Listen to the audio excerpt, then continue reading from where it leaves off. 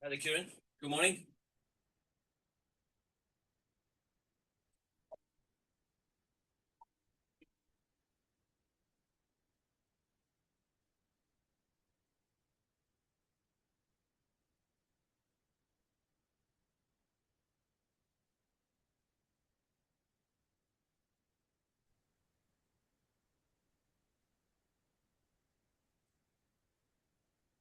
Morning. Hi, good morning. How are you? Okay, all good? Yeah, good, thanks. Yeah, excellent. Good.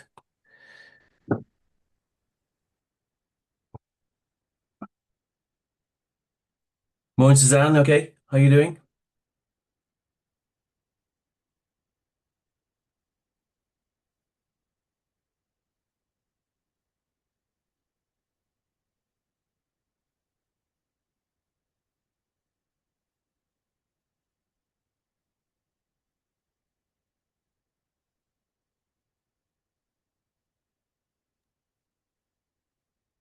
Just grab a cup of tea and then come back.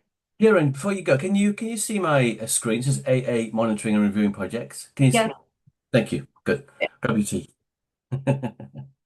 Morning, James. Sorry if you spoke to me and I was ignoring you. It was you were going through my headphones and they were in the kitchen. Oh my God.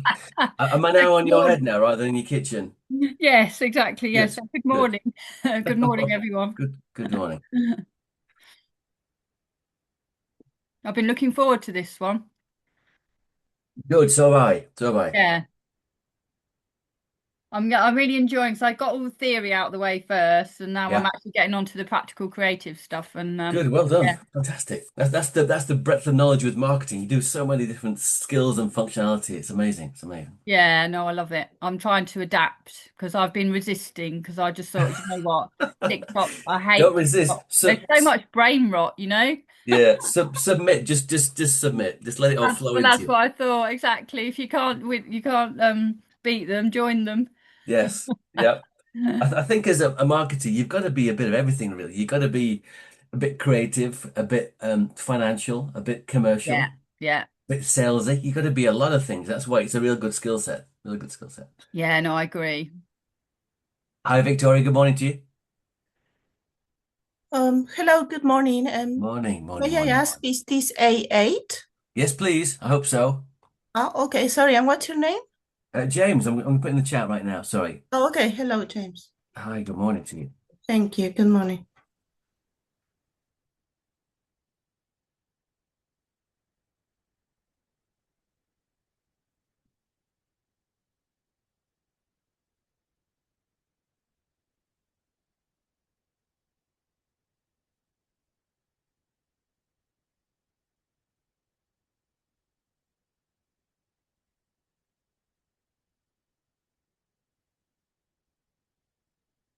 Victoria, good morning. You okay?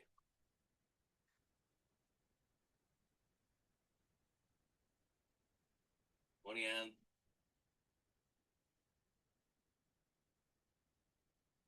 Morning.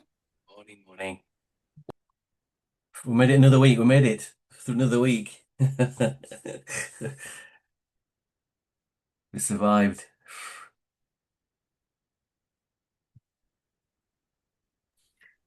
Sorry, James, one question. Are we going to have the rest of the lessons with you and not with Bilal? No, Bilal and I kind of do a bit of a double act. We when I'm delivering, Bilal's assessing. So and Oh, then it happens opposite. So we both deliver. Yeah. So it's just that maybe were you on last night with us? I can't remember. Yesterday maybe? uh, no, no. Okay. So no, it's just the way that it falls. We do all the courses together. Nobody Okay. does anything. We all do everything together. So as I say, when I'm Okay, okay. delivering, Bilal's assessing and and vice Yeah, versa. yeah. So, I have two lessons more and I'm done with the course, so. oh, well done. Well done. Yeah, thank Two you. Yeah, I'm tomorrow. just waiting for my marking, and Ah, sending yeah, yeah, emails yeah, and yeah. things, and I still don't get replies, but Okay. just waiting for that. Okay. And you say so you got two tomorrow sessions, just one session. The two more I have on the 10th and the 11th of February, and Okay. and Good, good. So then you've got Bilal just needs to then just does Bilal look after you or? Well, it is supposed so, but he told me to write to Helen and she has not replied. So I really don't know who's marking my work, or Okay. I only know that it's not marked at the moment and I Okay. finished like, I don't know, like at the end of January or a bit before it's already finished. Okay. Got it. Okay. Okay, thank you. Victoria. Okay, good. Okay. Let me put that. Well, James, can I just ask as well? Bellal said the Q&A sessions are back on now, but when are they? Tuesdays usually. I'll double Okay. check the next one. It's either 3:30 till 5 or sometimes on an evening. So I'll double check the one on Tuesday. Brilliant, Um, thank you. Because on yeah. the booking sessions, it still says it's on hold. So, but Bella, I checked with Bella. He said they're on, but I'll Yeah. No, we've yeah. we've done a lot. We've done two in the last 2 weeks, so they're back on again now. Oh, okay. So I wasn't aware. Otherwise, Yeah. I'd have jumped Brilliant. on. But Sorry. okay, Okay. no worries. Thank Let's you. just check before we go today, and we'll Thank you. morning, Kaylee. Morning, Lindy. Yuan. Morning. Nicola's coming in. Got a busy session. Morning, Simon Thatcher. Good morning. Morning. Morning. We're spending far too much time together, Simon. It's good. All right. Are you doing the 12:30 session as well? I am, yes, yeah. Yeah, And excellent. tomorrow, I'll see you then. and then tomorrow morning, if I've got Oh yeah, I was booked in for that as oh, well. apologies in advance. That's GDPR, which is not the most kind of Yeah, riveting thing. I know. yeah, it'll be fun. We will skirt through it, Simon, at a great speed tomorrow morning. Fantastic. Yeah, I used to be a trainer myself, so Okay. yeah, I well recall the faces of poor new inductees as I tried to make it as interesting as possible for Yes. them. Yeah. Good stuff. Hi, Janet. Good morning. You all right?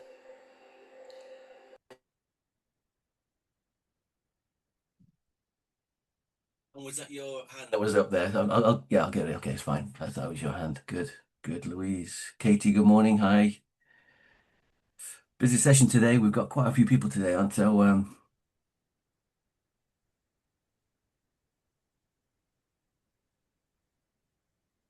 very busy waiting room. Hi, Louise there. Hi, Tony. Good to see you again. Good morning. Morning.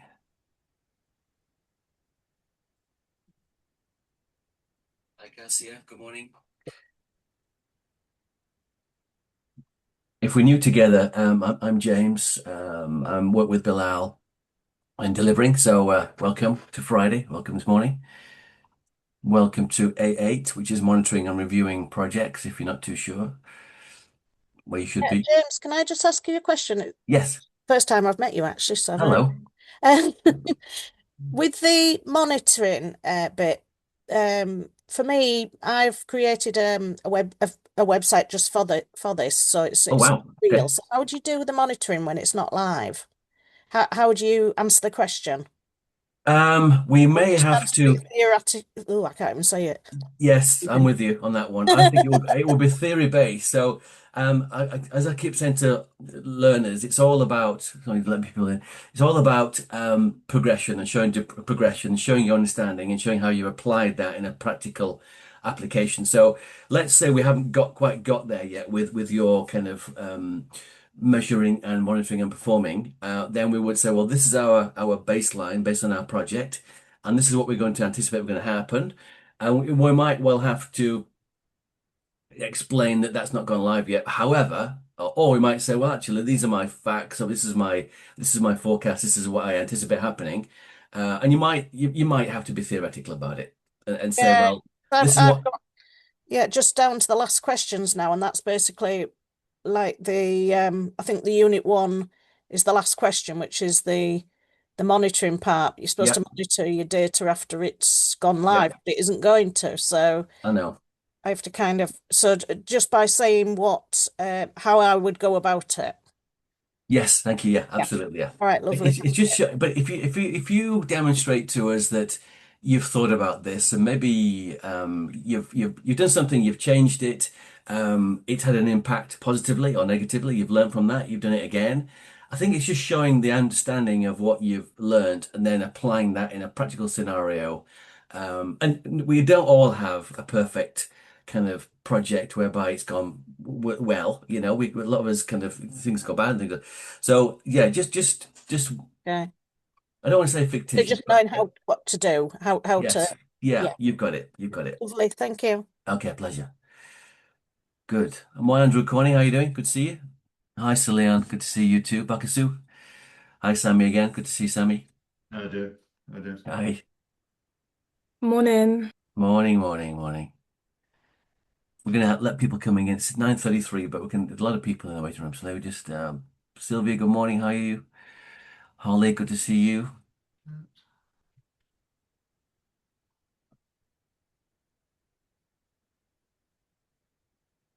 Hi, Kirsty. Hi.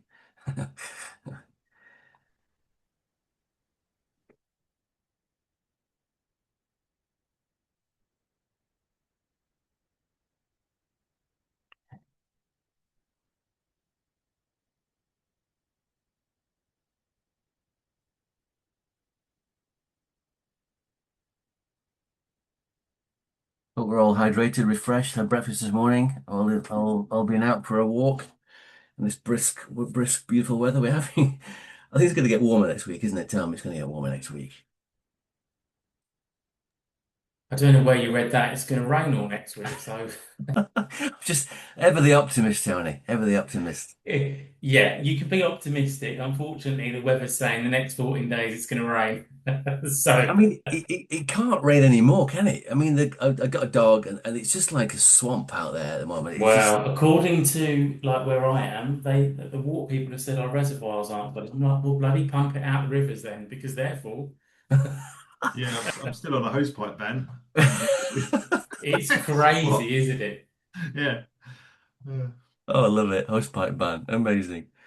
And then if anybody living in where's it where the water's kind of been turned off or switched off or something? Where's that down towards Well, that was, I don't know, Yeah. Tunbridge Wells run out of water. Yes, that's the one.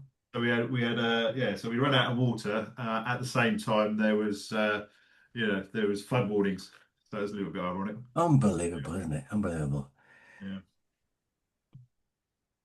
Okay, it's a busy session, about 60 plus people today, so we're just going to just keep. Hi, Precious. Good morning. How are you? Good to see you. Hi, Matt. Good morning. Hi, Elizabeth. Good to see you too, Elizabeth. Hi. Sappy's back with us. Good stuff, Sappy. Good to see you. Morning. Hello. Pop your screens on when you've got a chance, when you've stopped having breakfast or whatever you're doing, just so I can see what you're up to. Hi, Reshma. Good morning.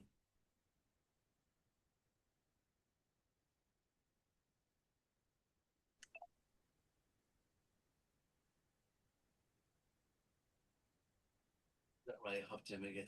Oh no. Okay, Kaylee. So it's oh dear. Okay.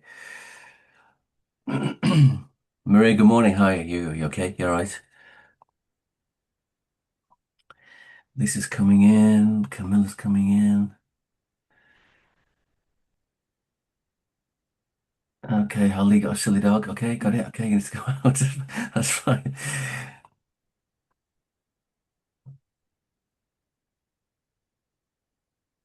Cool, cool, cool. Margaret, hi, good morning.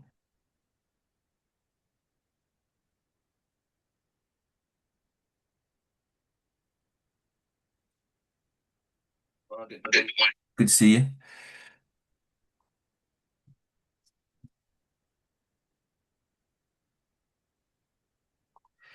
Still coming in. Sorry, there have a lot of people coming in. So, hi, good morning, Precious. Yeah, hi, Sarah. Good morning. Okay, ready. So today, it might well be a good chance to come and pop up your Trello board at some point. We're going to do an exercise later on. Hi, Camilla. Good morning to you too. So I might probably pop your Trello board onto a browser. We're going to do a bit of work on Trello boards. If we just let you know that this question, by the way, for Moodle question, is going to be question Unit 1, question 6. and Unit 1, Question 7. Okay, so Unit 1, Question 6, and Unit 1, Question 7. This is all to do with that. So, yeah, just so we know we're on the same kind of page. Morning, Joy. Hi, Clay. Good morning, Jess. Hi.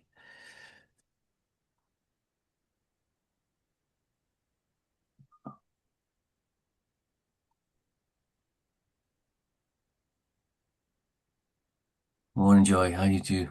Good to see you too. Friday morning, we're all here. A few more people coming in. Goodness me, it's busy today. That's good. But we're all rehydrated. We all had breakfast this morning. We're all good to go, full of energy. I had my porridge this morning as usual. Blueberries, raspberries, honey. I love it. Love it, love it, love it.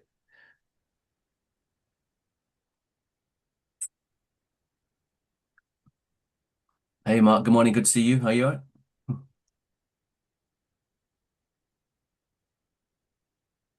And, Abhilasha, good morning. How are you? Good to see you again. Hi, James. Good Hi. morning. Yeah, Good to see you. yeah, good to see you too. Thank you. Okay, we're slowing down now with the waiting room. Just finishing breakfast. Thank you, Mark. Good stuff. Banana roach and yogurt for me. Oh, I love that stuff. Yeah, banana. Beautiful. I think it's a slow GI, isn't it? I'm at Ramithon today, or Marina now, looking for our nutrient experts. I think bananas are pretty good for you because they kind of release a slow release of energy. So, yeah. Zoom user. Okay, okay, okay. When you finish breakfast, whatever else, then just pop your screens on so I can see what you're doing. I see you. So it's good to see your faces. Um, and as I said before, I have a duty of care to make sure that you're okay. You're in a good place, and you're on the screen. I think we're slowing down now a bit. Now we've got 48. Okay, cool. Let's get cracking anyway. Well, good morning. And it's Friday. How you all doing? Hope you're well. We had a good week this week. A busy session yesterday and last night. All very good. I've got two sessions today. One today is A8, which is monitoring and reviewing projects, which is a biggie. We're kind of going to labor the point here around the importance of monitoring projects. It sounds straightforward, but we have to kind of monitor all the way through a project, not just at the beginning of the project. And we'll kind of talk about why. As I mentioned before, if let me just pop into the chat actually the questions that are going to relate to this particular kind of subject line here. So it's good to kind of know what you're doing in terms of the questions. So here we go. These are the question 1, unit 6. And then unit 1, and then question 7. Okay, good. Those are the two things. Okay. So if you think about those kind of questions as we're kind of chatting away, then it'll kind of focus your attention. So my name is James. I work with Bilal with Think Employment. If I haven't met before, I'm an engaging kind of marketing guy. I love to have chats and engagements on the chat or through whatever else. If you want to have a chat or ask a question, just put your hand up if you can. If I don't see that hand, then just unmute and say hi, James, and we'll kind of chat. So we tend to chat through these things as if you've not met me before, we tend to be quite chatty about it. I'm very engaging. If I try to help you out, I will do. If not, I'll find the answer at some point, and we can get there. So yeah, but we're here with Bilal to basically make sure that we get you through this qualification as a fellow marketer. Okay, here we go. So off we go. Any questions? There we go. So in terms of course intent today, during this session, we'll understand how to use project management software to track tasks and progress.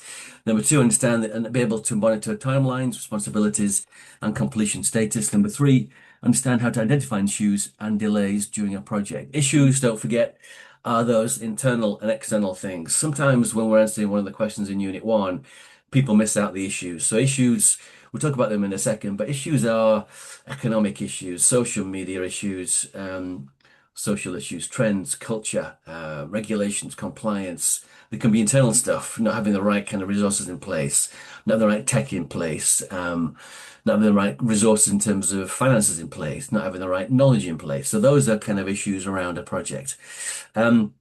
Number 4, understand and be able to carry out a structured post-project review. And number 5, be able to evaluate outcomes against the original plan. Good stuff. Okay, off we go. Okay, good stuff. So, introduction to project monitoring and review. It's regarding fundamentally ongoing tracking rather than setting a plan and leaving it unchanged.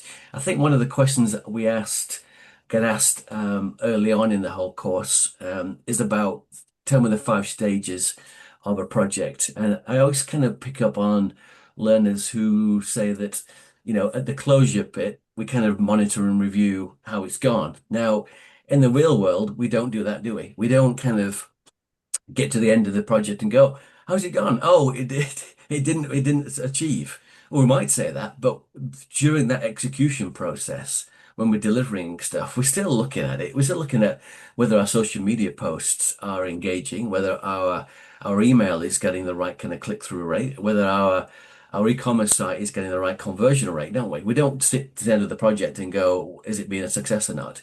You imagine doing that with a client. You've taken a client on, you've done all that hard work to get a client, you've won the business, and then you get to the end of the project and you go, how did it go, James? And I go, well, it didn't go very well actually, because what we put in the first place in the project, we didn't change from that, and therefore at the end of it failed. And you go, okay, great. So the execution process is a stage that is important for us in terms of a project, but never stop monitoring, never stop reviewing what you are doing through every single stage of that particular project. So that's good advice to do. And also, if you've yet to answer that question, ask the question, or submit a question. Bearing in mind that execution is definitely the place where we tend to monitor and review, as well as that initiation phase and that closure phase. Yeah. Okay. Good. Okay. Okay. Thank you, Jess. No problem. Okay. Understood. Thank you, Jess.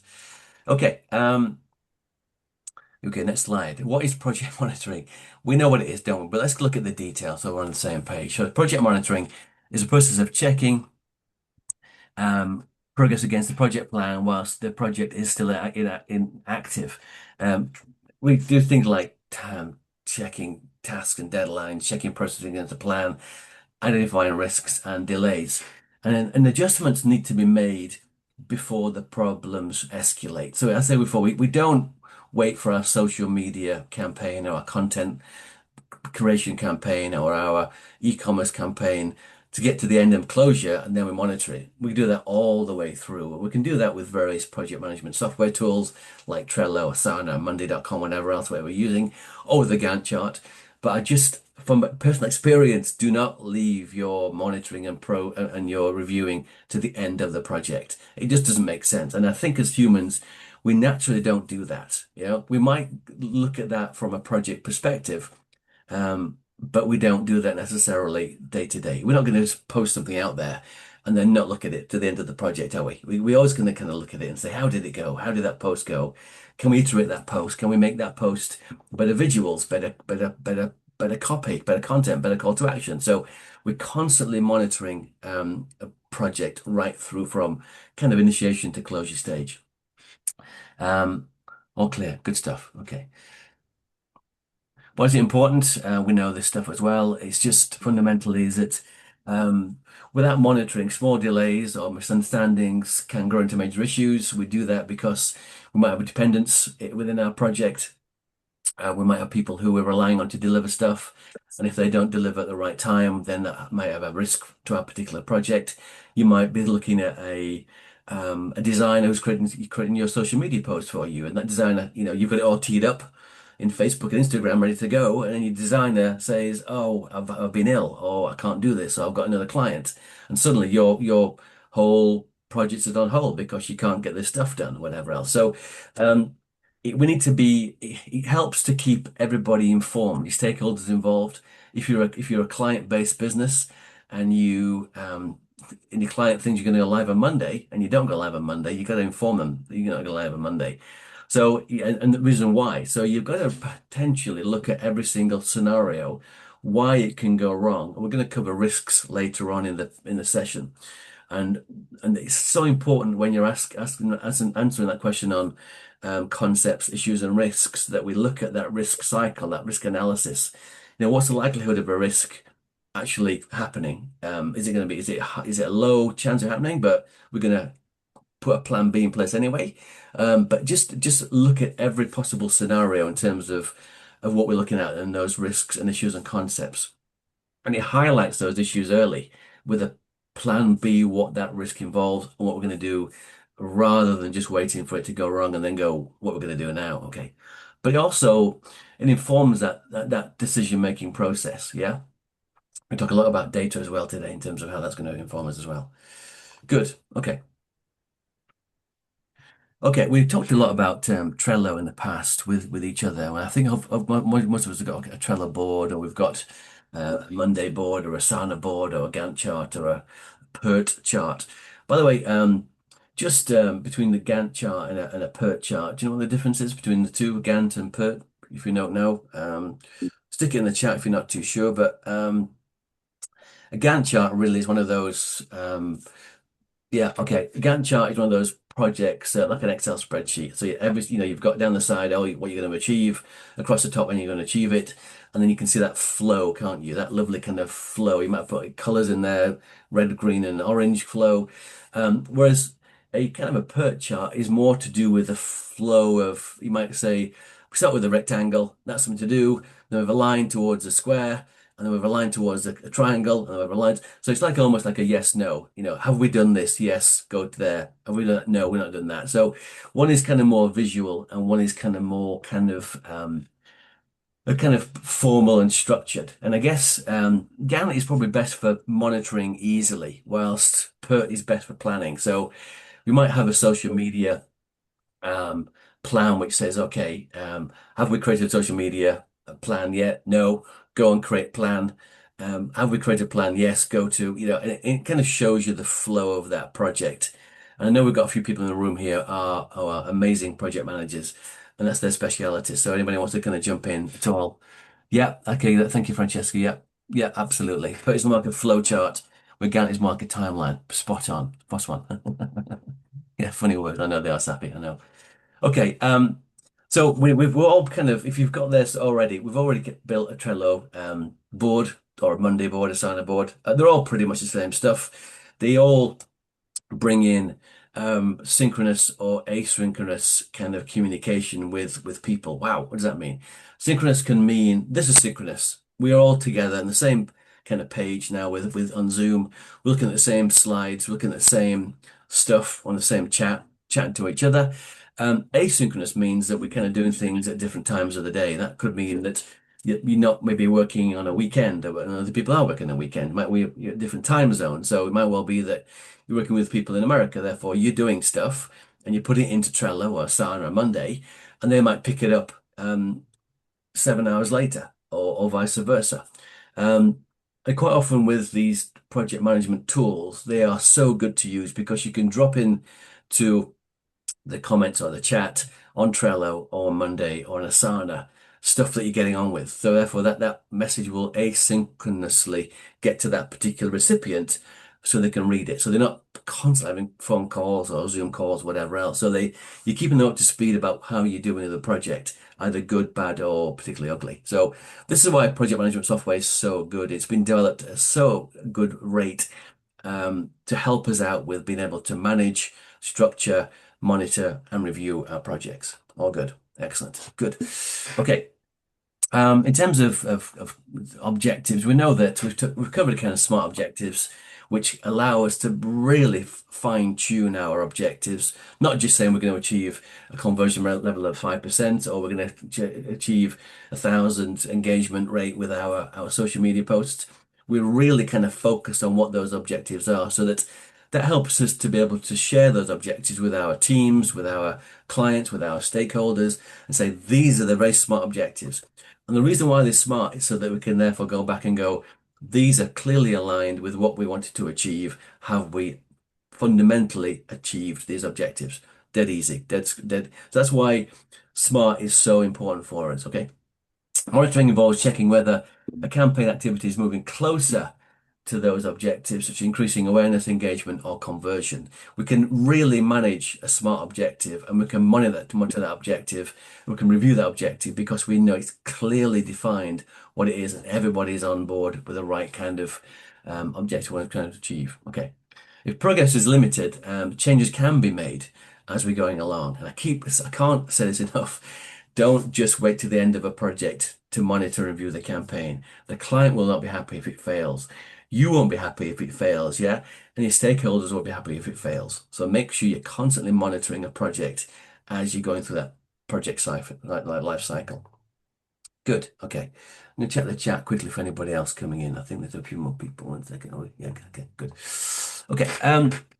Using KPIs, key performance indicators. We all know what these are. These are really, really tight measurement metrics that we measure against.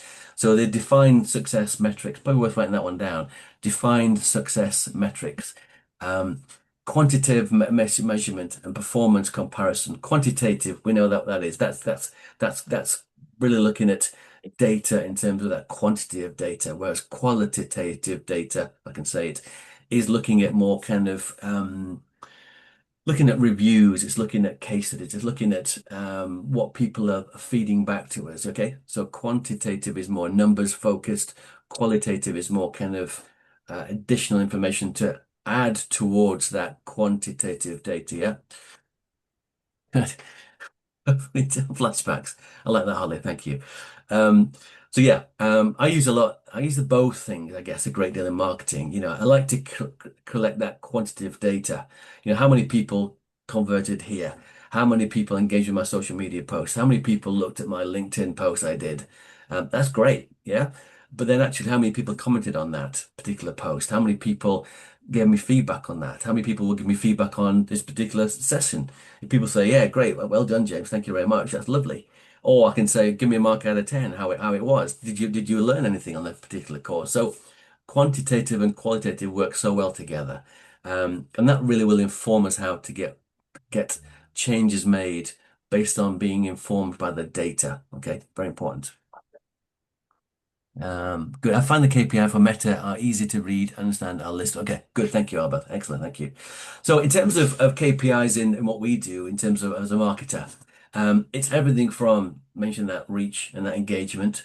We're going to talk about reach and engagement in a second. The two kind of terminology words that we use in digital marketing, which people often, even marketers, get them mixed up. So we're going to talk about those. But things like click-through rates, we talked about, haven't we? You know, you send out 100 emails to your email data list, whatever you want to call it, and how many of those actually click through into that email? So they might open it, your open rate might be 50%, but how many people actually click through into that particular email and read the stuff? So, and how many people click through from your email into your call to action, which could be your website, it could be your social media, it could be into a kind of booking form or booking engine or subscription or download. So we've got a lot of kind of KPIs there that we really need to kind of hone and agree on right back at that initiation, that planning kind of stage. Yeah. What do you want to measure so that when you're going through that execution phase and looking at what you're kind of measuring against and that closure phase, what actually are we going to measure? And are we going to kind of change that approach as we're moving through the project? Or are we happy with those particular metrics?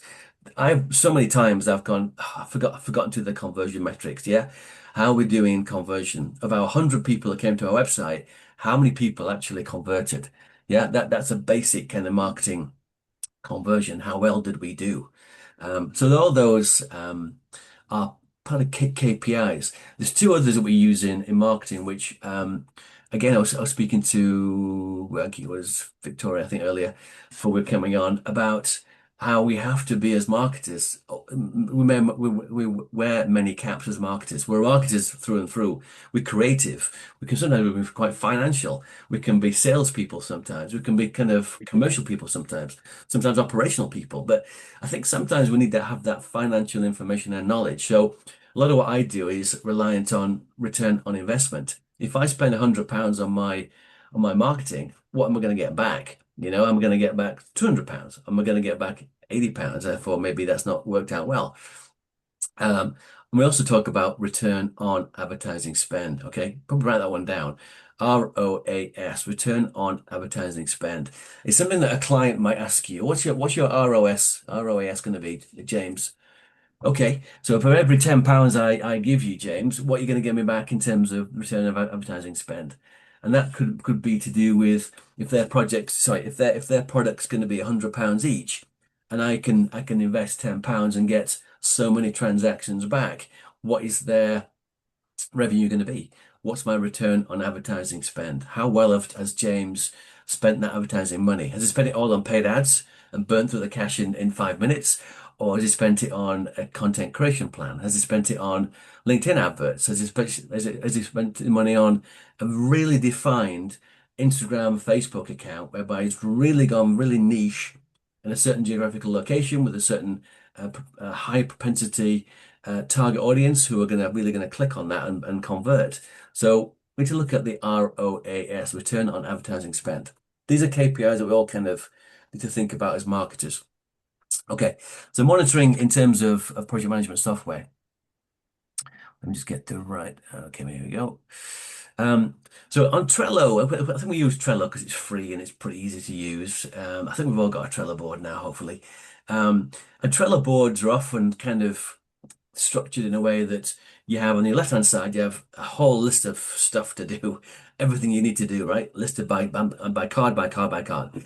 And then maybe what you do is on the second kind of board, you may have things to do today, things to do next week, things to do next month. And basically you right shift those cards from left to right so that we can actually show movement and success and where we are with that.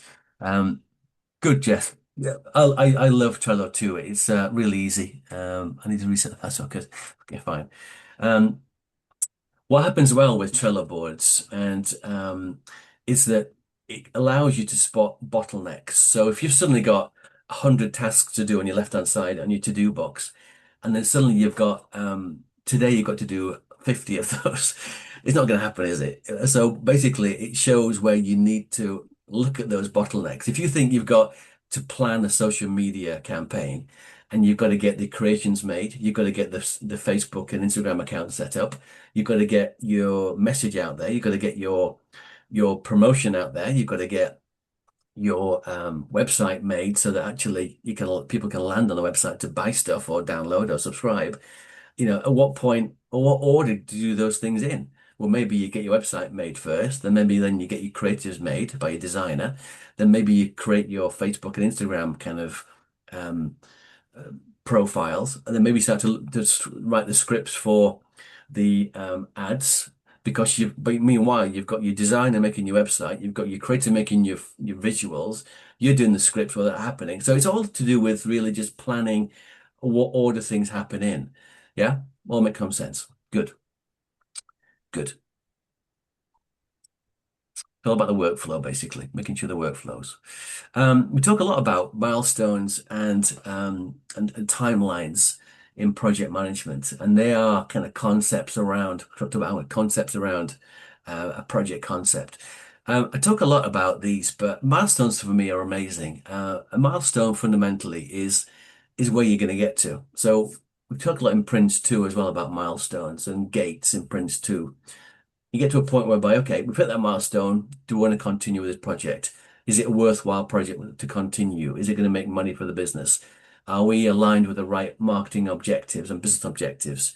All these things we touch on in terms of a milestone. But a milestone is also something that we should use to really be able to consider whether we want to adjust and make changes at this point in time, because we've got to a point whereby we've invested time, effort, resources, and is it going well? Which I keep saying, constantly monitor and review your project, not just at closure stage, but at the planning stage, execution stage. Yeah, keep monitoring and planning, because we can't get to the end of this and have regrets that you didn't make changes necessary, and make changes fast. Yeah, make those changes quickly so that you can adapt. In digital marketing, we can make those changes fast, and you will know what sticks, what is actually working, what is not working. And if I was you, use that kind of Traction approach. Traction's a great book if you want to read it. And it's about a business who set up. Imagine a big dartboard. This is off piece slightly, but imagine a big dartboard. And around the edge, you've got 10 different ways to attract businesses. Could be LinkedIn, could be Instagram, Facebook, could be X, it could be TikTok, whatever else, could be paid ads, SEO content. And you move 5 of those maybe to the inner circle within that, and you make those 5 work.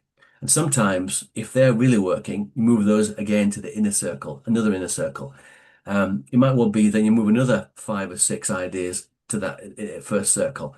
So fundamentally what I'm saying is you keep testing in batches, so that you're not wasting time testing one thing.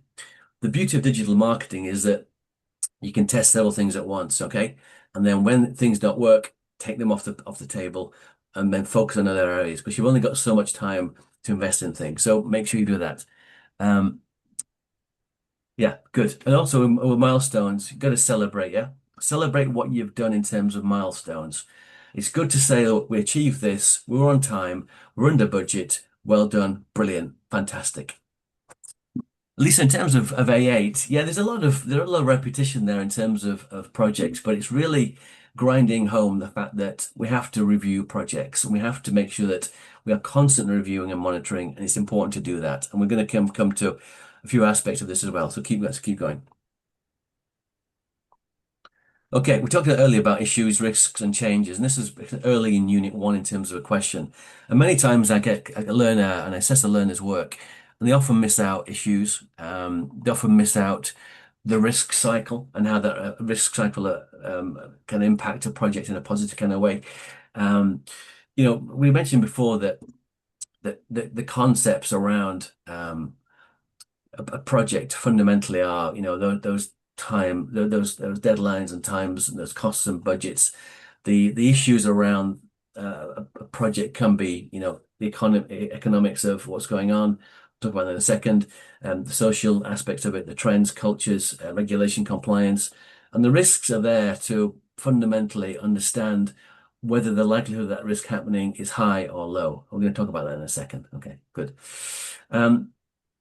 Yeah, but in those initial questions in Unit 1, don't forget the risk cycle, because I will just bounce that back to every learner who tells me that a risk is a risk and that we've got to think about the risk. That's not enough. We need to think about the probability of the risk happening, the risk cycle, how we mitigate risks.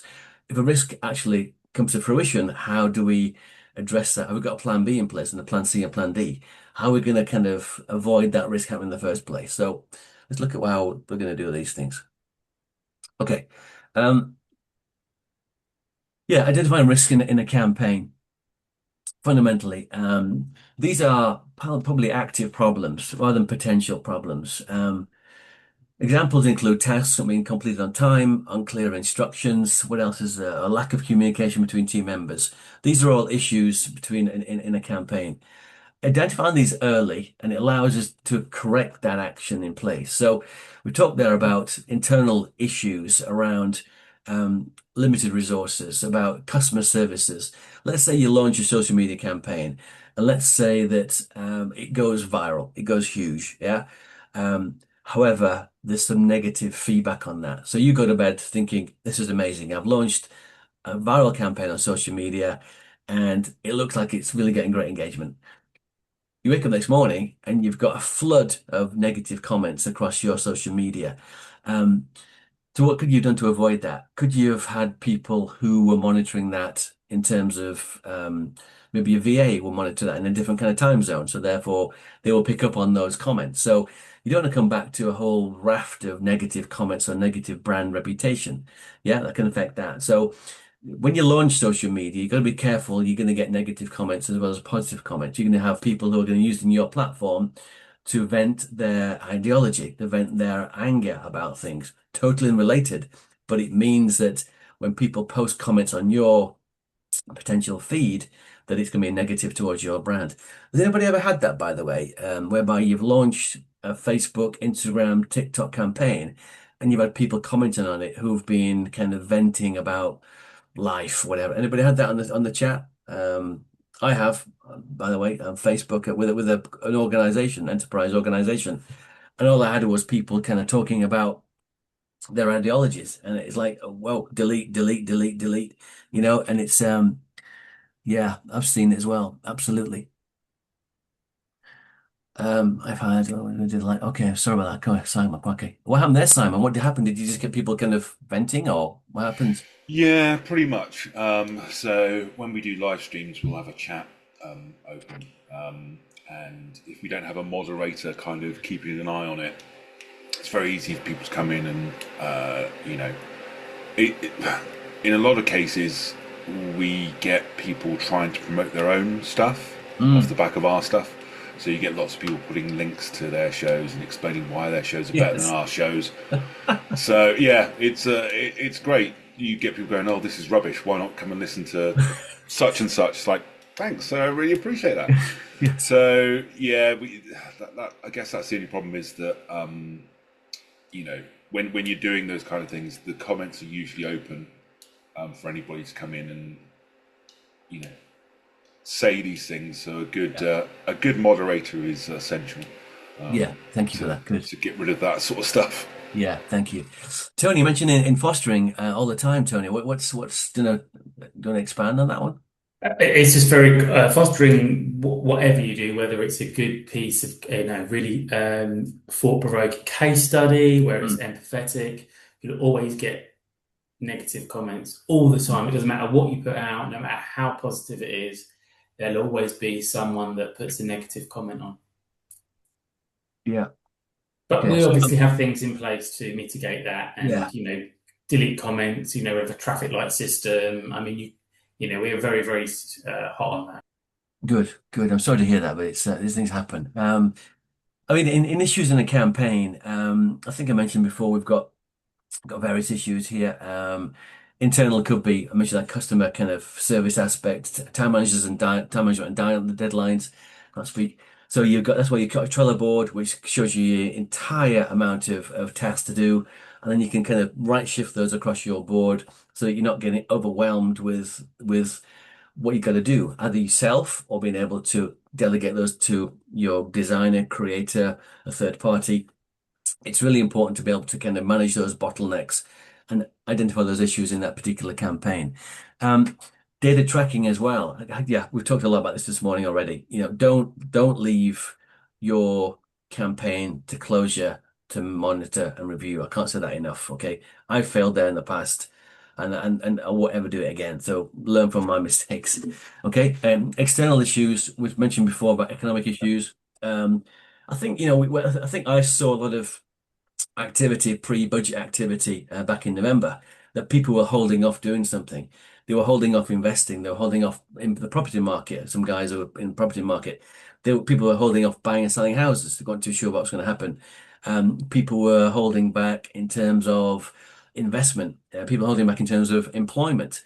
And I think now the budget's happened in November, there's going to be a bit of a catch up and a splurge of activity recently, which is good news.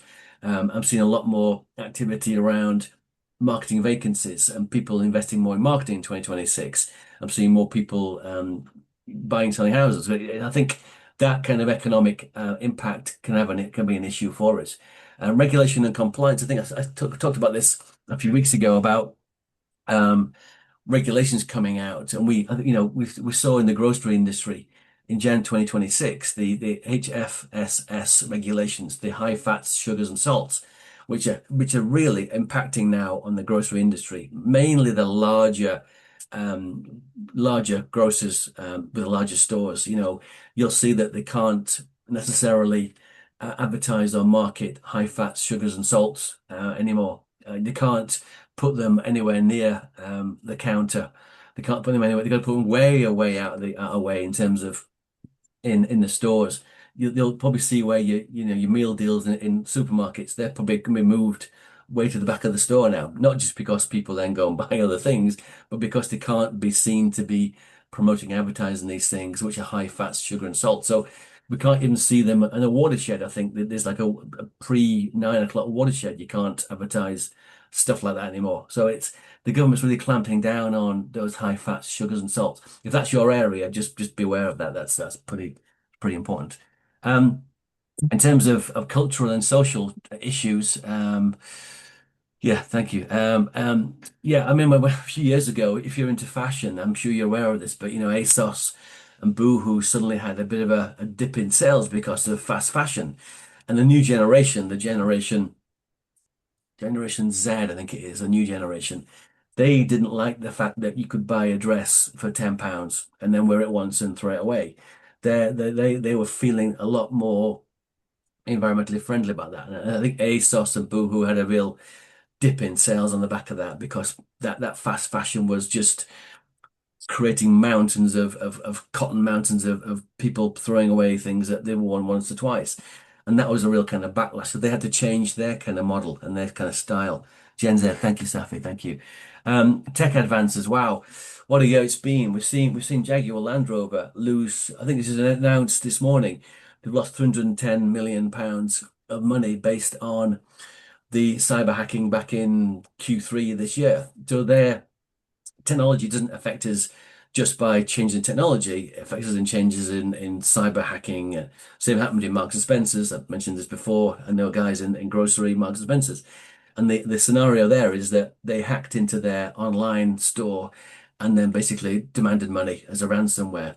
As you know, in the UK, you can't give money back to anybody holding a ransom. So they had to basically recreate their entire and rebuild their entire e-commerce platform because the hackers won't let them in. So they lost a lot of money there. But Jaguar Land Rover, as an example, they had a negative impact, not just on JLR and on their kind of their process in terms of their customers, but also on their supply chain. So, think about this with your business. If you get hit by hacking, how's it gonna impact you? Are you gonna not be able to trade? Are you gonna have problems getting your reputation back? Are people going to start hacking into you and potentially putting out negative information to your customers?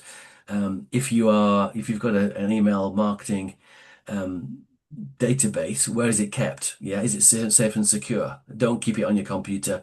Give it somebody else like a MailChimp or a Active Campaign or whatever else who can look after that with their own particular servers. If they get hacked, everybody gets hacked. Yeah.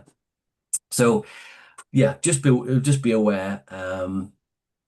And I guess the last thing there really is Google and AI. We talked yesterday at great length about the fact that AI is coming along, and suddenly, Google's having to rethink what they're doing. They were a bit late to the party, Google with their AI, and therefore they've had to kind of catch it with Gemini because they saw their $400 billion revenues last year could potentially be at risk because suddenly people are not going to be using Google as much. I don't know.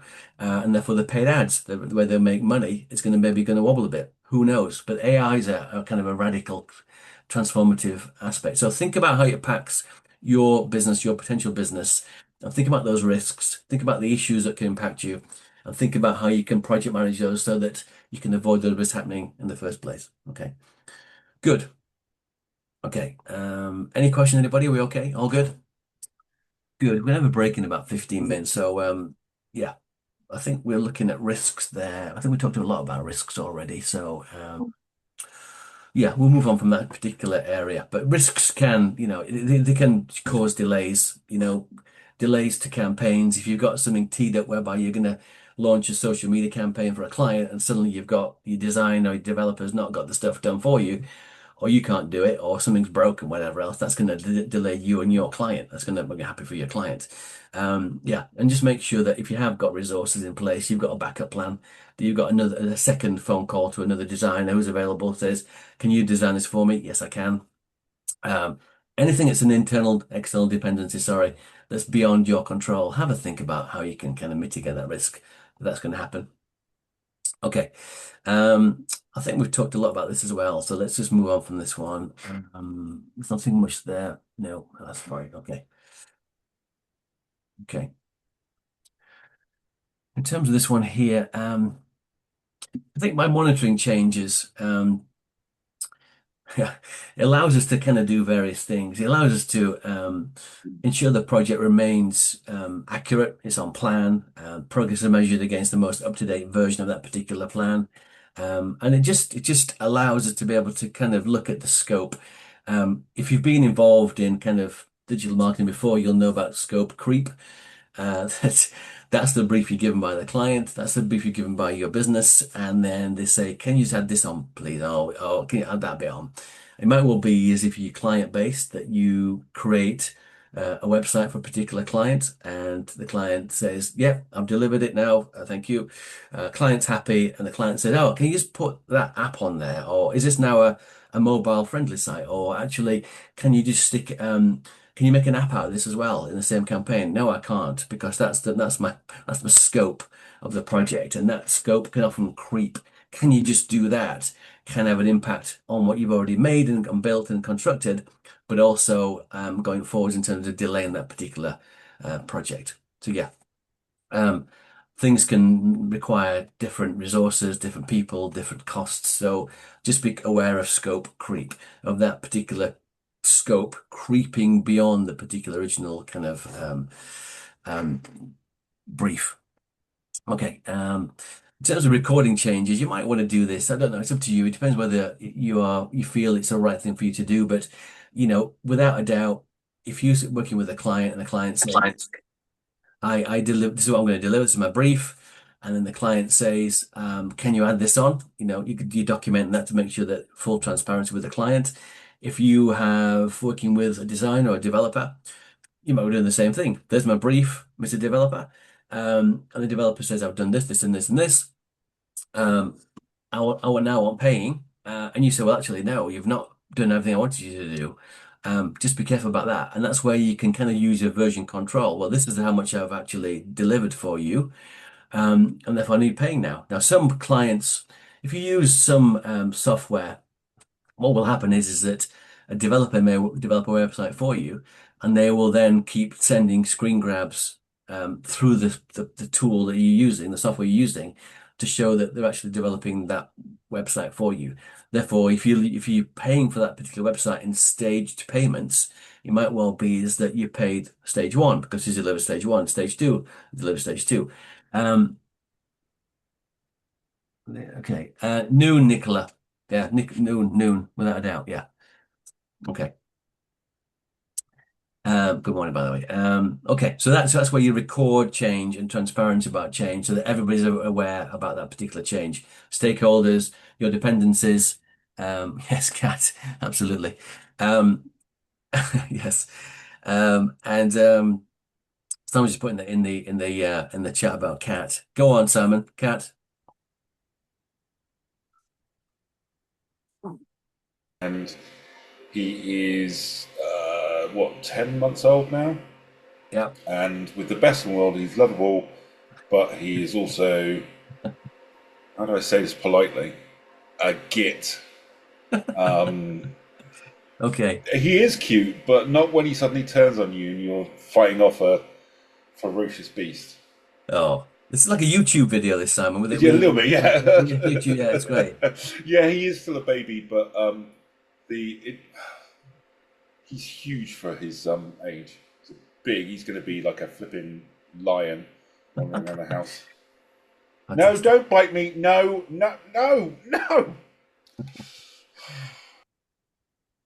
Okay, we're going back. Thank you for the cat.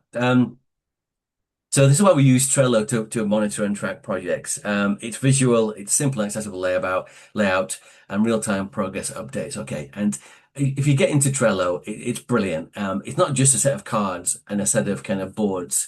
You can add things to the boards. You can invite people into the boards. You can put comments on the board. It's very, very good, and it's free. So yeah, I would advocate using a project management software to do everything you do, because it just allows you to spot bottlenecks, engage with people synchronously or asynchronously, and to make sure that it's a visual kind of reference to what you are doing, so that everyone can see where we're at, and full transparency.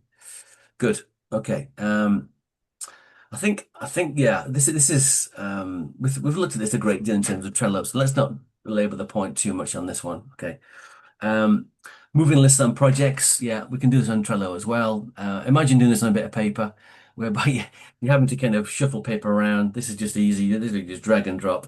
You pick up the card and you right shift it, because you kind of achieve that, or you've allocated somebody else, or you delegated that task to somebody else. And it's really, really kind of clever in terms of how you're going to do that. So yeah, it's all good.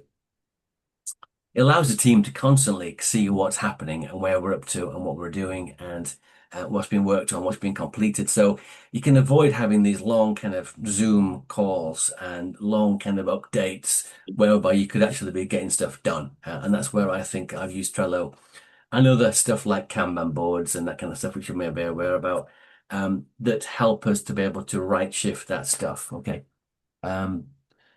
Yeah, I agree, Tony. Absolutely. Any experiences there, Tony, about they want to share in terms of good experience to set up Trello boards? Anything that you've kind of learned?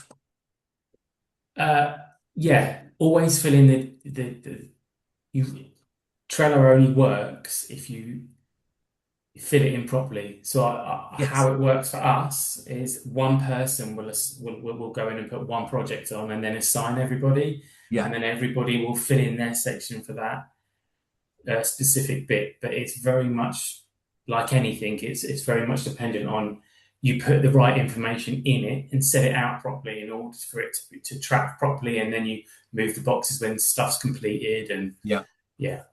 I think the thing I've learned is you just have to assign the right people to it. Otherwise, it can get really messy.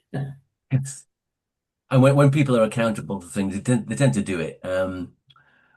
Yeah, absolutely. So yeah, there's a great philosophy at Amazon that they will launch a project, think about a project, launch a project, and they will announce it to the world, they're going to deliver a project. And they say, well, we've told the world now we're going to do it, so we're going to do it. And that's one way of accountability. Yes, I said I'm going to do this, therefore I'm going to do it. And you said you're going to do this. It's on Trello board. And yeah, you said you're going to deliver this by the 15th of February. So therefore, yeah, how's it going? So you can make people very accountable by producing a Trello board. Good. Trello board, yeah, you can also use checklists and labels and monitor detail. So, you might have 10 things to do on a certain aspect of a card. You've done 2 of them already. 3's a bit difficult, 4's impossible. 5, I need somebody else to do it for me. And just a way that just be able to use that card and the detail on that card to focus your attention. If you're a list maker like I am, this is brilliant for you. Yeah, and it allows you just to go into the real detail. If you wake up at 5 a.m. in the morning with all sorts of things buzzing around your head, you can also look at Trello and add things onto Trello board and say, right, I've done this, this, and this. I need to do this, this, and this. And it's just very, very clever how it's all been done. And it's been designed by project managers who allow us to be able to do this. So yeah, and we can also track where we're at with stuff. Is this gone red now because it's gone red because the date was 5th of February, whatever today. And if it's gone red, therefore who's on this, who's accountable for this, who's doing it, why is it a bottleneck, why is it not being achieved, how can we get it achieved? So it's not just a kind of a tool to hit somebody with, it's just where are we with this? This is going to go red tomorrow. How can we get this achieved? What do we need to do to get it achieved? Who do we need to bring into the conversation to get it achieved? So yeah, it can highlight the risk and look at those overdue tasks. So it's brilliant. Brilliant. So we're going to do a task now for 10:30. I think what we'll do is we'll kind of do a break and we'll come back at 11:15. But have a look at your current Trello board and review where you're at with it. Review if you've got stuff to do. Stick dates in that you want to get things done. Make them reasonable. Maybe even allocate people to do things if that's what you're up to. If it's you, then just make sure that you're up to date with what you're doing. Maybe look at checklists and say, well, have I got a checklist in there that makes me focus on what I'm going to be doing in the next 2 or 3 days, 2 or 3 weeks. So let's have a look at the screenshots of the cards. Vital evidence, by the way. Take screenshots of where you are right now. Think about what you've achieved, what you've learned, what you've done. And then when you've changed make those changes, take more screenshots of what you've done, yeah? Progression. This is where I'm at with my Trello board. This is what I've learned. This is what I thought about. This is what I think I need to do. This is what I've changed. Take a screenshot. Yeah. So you've got evidence of progression. Okay. We'll see you back at quarter to 11. See you in a bit.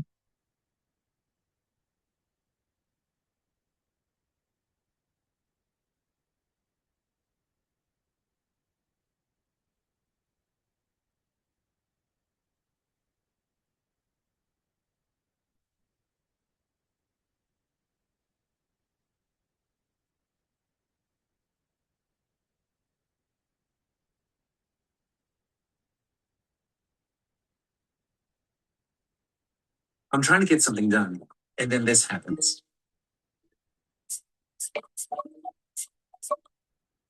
It's a brand new Trello inbox. I'll take a breath and hello.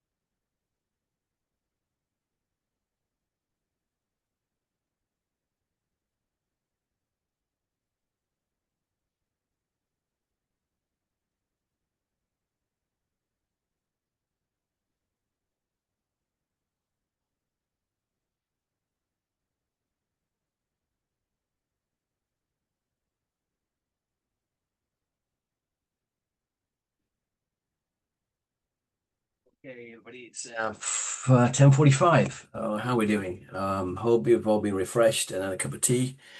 I've had a banana, which was a bit raw, but there we go. There's a perfect time for a banana, isn't there? I believe it's like a window of about 2 or 3 days before it kind of it's amazing at one point, and then afterwards it's kind of I think it doesn't taste great, and nutritionally it's not good. If you eat it too soon, it's not particularly good for you either. So. If you just put your screens on, just so I know that you're back. A lot of screens are off, so I just need to make sure that you're okay. My duty of care to look after you whilst you're with me is really important for myself and for Think employment. So just make sure that you're on. I think we're doing well with this particular session, so we might finish a bit earlier. I've just shared actually. Albert just asked me about the document which I just shared yesterday, and I shared with another group last night, and I just shared again. If you haven't got the document, it's in the chat. It's basically Bilal and I made credit to Bilal, by the way, brilliant. Bilal joining in end of November, he saw that many learners and us as marketers found some of the questions asked by the external examination board were a little bit kind of vague and ambiguous. So what happened is we created a document with the head of digital marketing of the course, and it gives us fundamentally the question, all the questions, all 40 various questions, and it gives you guidelines around how that question should be answered. And that's brilliant. It's brilliant because even myself and Bilal will look at some questions sometimes and go, well, if we were as marketers, if we saw that, we go, what actually is it looking for? And unless you align it fully with the session you've just had, you might go for a different tangent. Reason for telling you that is that sometimes, we want you to pass as fast as possible. We want you to qualify as fast as possible. We want to be able to assess your work as quickly as possible. We want to be able to not have any reattempts, because that means that we have to kind of duplicate work, which is fine. We're here to help. But if we all kind of work towards the same kind of guides and the same kind of answers, then we're going to get to the qualification quicker. We get you qualified and through the course quicker, and it means that we can get you assessed quicker. So brilliant, brilliant. Good. Okay. Are we all back? All back. Good back. Thank you, Tony. Good stuff. Okay. Okay. I like that. Good. Got it. I like that from Tony. Good. We also use a document called GCS Evaluation Framework on top of Trello, as this helps with the offline evaluation as well. Input, outputs, outtakes, and outcomes. Good. I like that. Good. Good. Thank you, Elizabeth. I'm glad you like it. I hope you do. Okay. Good. Good. Yeah. Yeah, you're right, Olivia. Vagueness is a word. I use ambiguous, but you use vagueness. Okay, that's fine. I get it. Okay. Good. Okay. Excellent. Hopefully, if anybody needs any help with Trello, I'm here to help. I think we may have some time at the end of this session. I think we're gonna leap through this as we kind of know what we're doing here with project review and monitoring. So if we have any time at the end, we can look at that. But I'm equally conscious that many of us are going to rejoin the very exciting, by the way, email and social media session with Wix at 12:30. So we've got a kind of a really minimal window to eat and rehydrate and walk around. So if we can get kind of finish this earlier, we can kind of a bit more time for us all, and then we can move on to the 12:30 shift as well. So good. Okay, off we go. Any questions? All good? All good, good, good. A couple of questions, James. Yeah, okay, Alba, no problem. Okay, so we've kind of talked a lot, and I know you might feel like we're going over old ground here, but I think it's important to really drive home the fact that every project you need to be monitoring, you need to be reviewing, you need to be highly aware of the concepts, issues, and risks of a project, and just to make sure that you can avoid those particular issues around risks. What's the probability of a risk? What's the likelihood it's going to happen? If it is going to happen, what are you going to do to kind of mitigate that risk happening? Or what are you going to do to actually alleviate the issue, whether it's a social media campaign you're relying on somebody else, or it's a campaign that your website you're building, and suddenly you can't get something hosting done, or the funds run out, or whatever. So yeah, let's just be aware of this. But we are going to do this towards questions 6 and 7 on Unit 1 if you've not already done that. So it's really important to do this. Good. Okay. So reviewing overall project success. Thank you. Good to see you, Lisa. Reviewing overall project success involves evaluating whether the project achieved what it set out to do and how effective it was and delivered. So we've talked a lot about measuring success, so I can't talk any more about that really. But we measure that aligned with our KPIs, our performance measurements, our SMART objectives. And it's so important to do that because you gotta be you don't do all this work and then go, well, was it a success? I don't know because I didn't put objectives in place. It sounds simple. We've all been learning objectives for years in our lives, and it's important, but put them in place and it will make your life easier. You can evaluate yourself against what's going on. You can set milestones of success and you can celebrate success that you've happened. You can set deadlines. You can set other people deadlines who you're relying on. Everybody's transparent in how you're doing it. And we can do that using Trello or Monday.com or Asana. Okay, we've got that. Good. Okay, SMART objectives. I'll do it once and then never again. But specific, measurable, achievable, relevant, and time bound. Specific, make it so clear that you know that everybody can understand what that SMART objective is. I want to increase my Instagram followers by 25%. I want to increase my engagement on LinkedIn from 500 members to 700 members in 2026. I want to build a website that is for my business aimed at the B2C market which is responsive in design in 2026. Yeah, it's very specific. Did you achieve this? Yes or no? Okay, very specific. Can we measure it? Yes, it's in 2026. Yes, it's 25% increase. Yes, it's 10% increase in my engagement rate. Okay, make it very specific and measurable. Okay, is it achievable? I want to I want to have 1 million followers on LinkedIn by the end of February. No. Relevant. Is it relevant to what you are doing? Is it going to help you? I keep talking about this a lot. Does it help you thrive and survive as a human being? We only do stuff. Our brain allows us to do stuff because it allows us to thrive and survive. And we've talked about that in my sessions in the past, whereby if we're doing something and it's not enabling us to thrive and survive and to grow ourselves and grow our businesses and grow us as human beings, then we go into daydreaming mode and we just switch off. Our brain does it automatically. Daydreaming is not a bad thing, by the way. So it's basically putting our brains on a bit of a standby, going, okay, it's the old thing whereby you speak to somebody at a conference. This is my example I always use. It's 10:30. You've had a cup of coffee. You're lining up there. You got your name badge on, and you're lining up for your cup of coffee. And you say to somebody, "Oh, hi James. How are you? What do you do for a living?" And you get that awful long answer, which goes on for about 5 minutes, and you've got no idea what that person actually does for a living. They talked about the fact that they get a report off Shelley on a Monday, and then it's an Excel spreadsheet. No, it's a Google sheet sometimes, and I get it in Portrait, and well, I have to then adapt it. But then on a Wednesday I do, and you're going, I've just checked out. At that point, we nod, don't we? We nod. And our brain switches off, and we go daydreaming mode. We say, oh yeah, oh yeah, okay, and that's why our brain's consuming calories, because we burn. I think 20% of our brains burn our total calorie intake of the day. So our brains are conserving and consuming calories all the time. It conserves them to protect ourselves from living. But there we go, slight tangent, but there we go. So make sure our objectives are SMART and time bound. We have that we want to create that 1 million LinkedIn followers by end of February. Okay, good.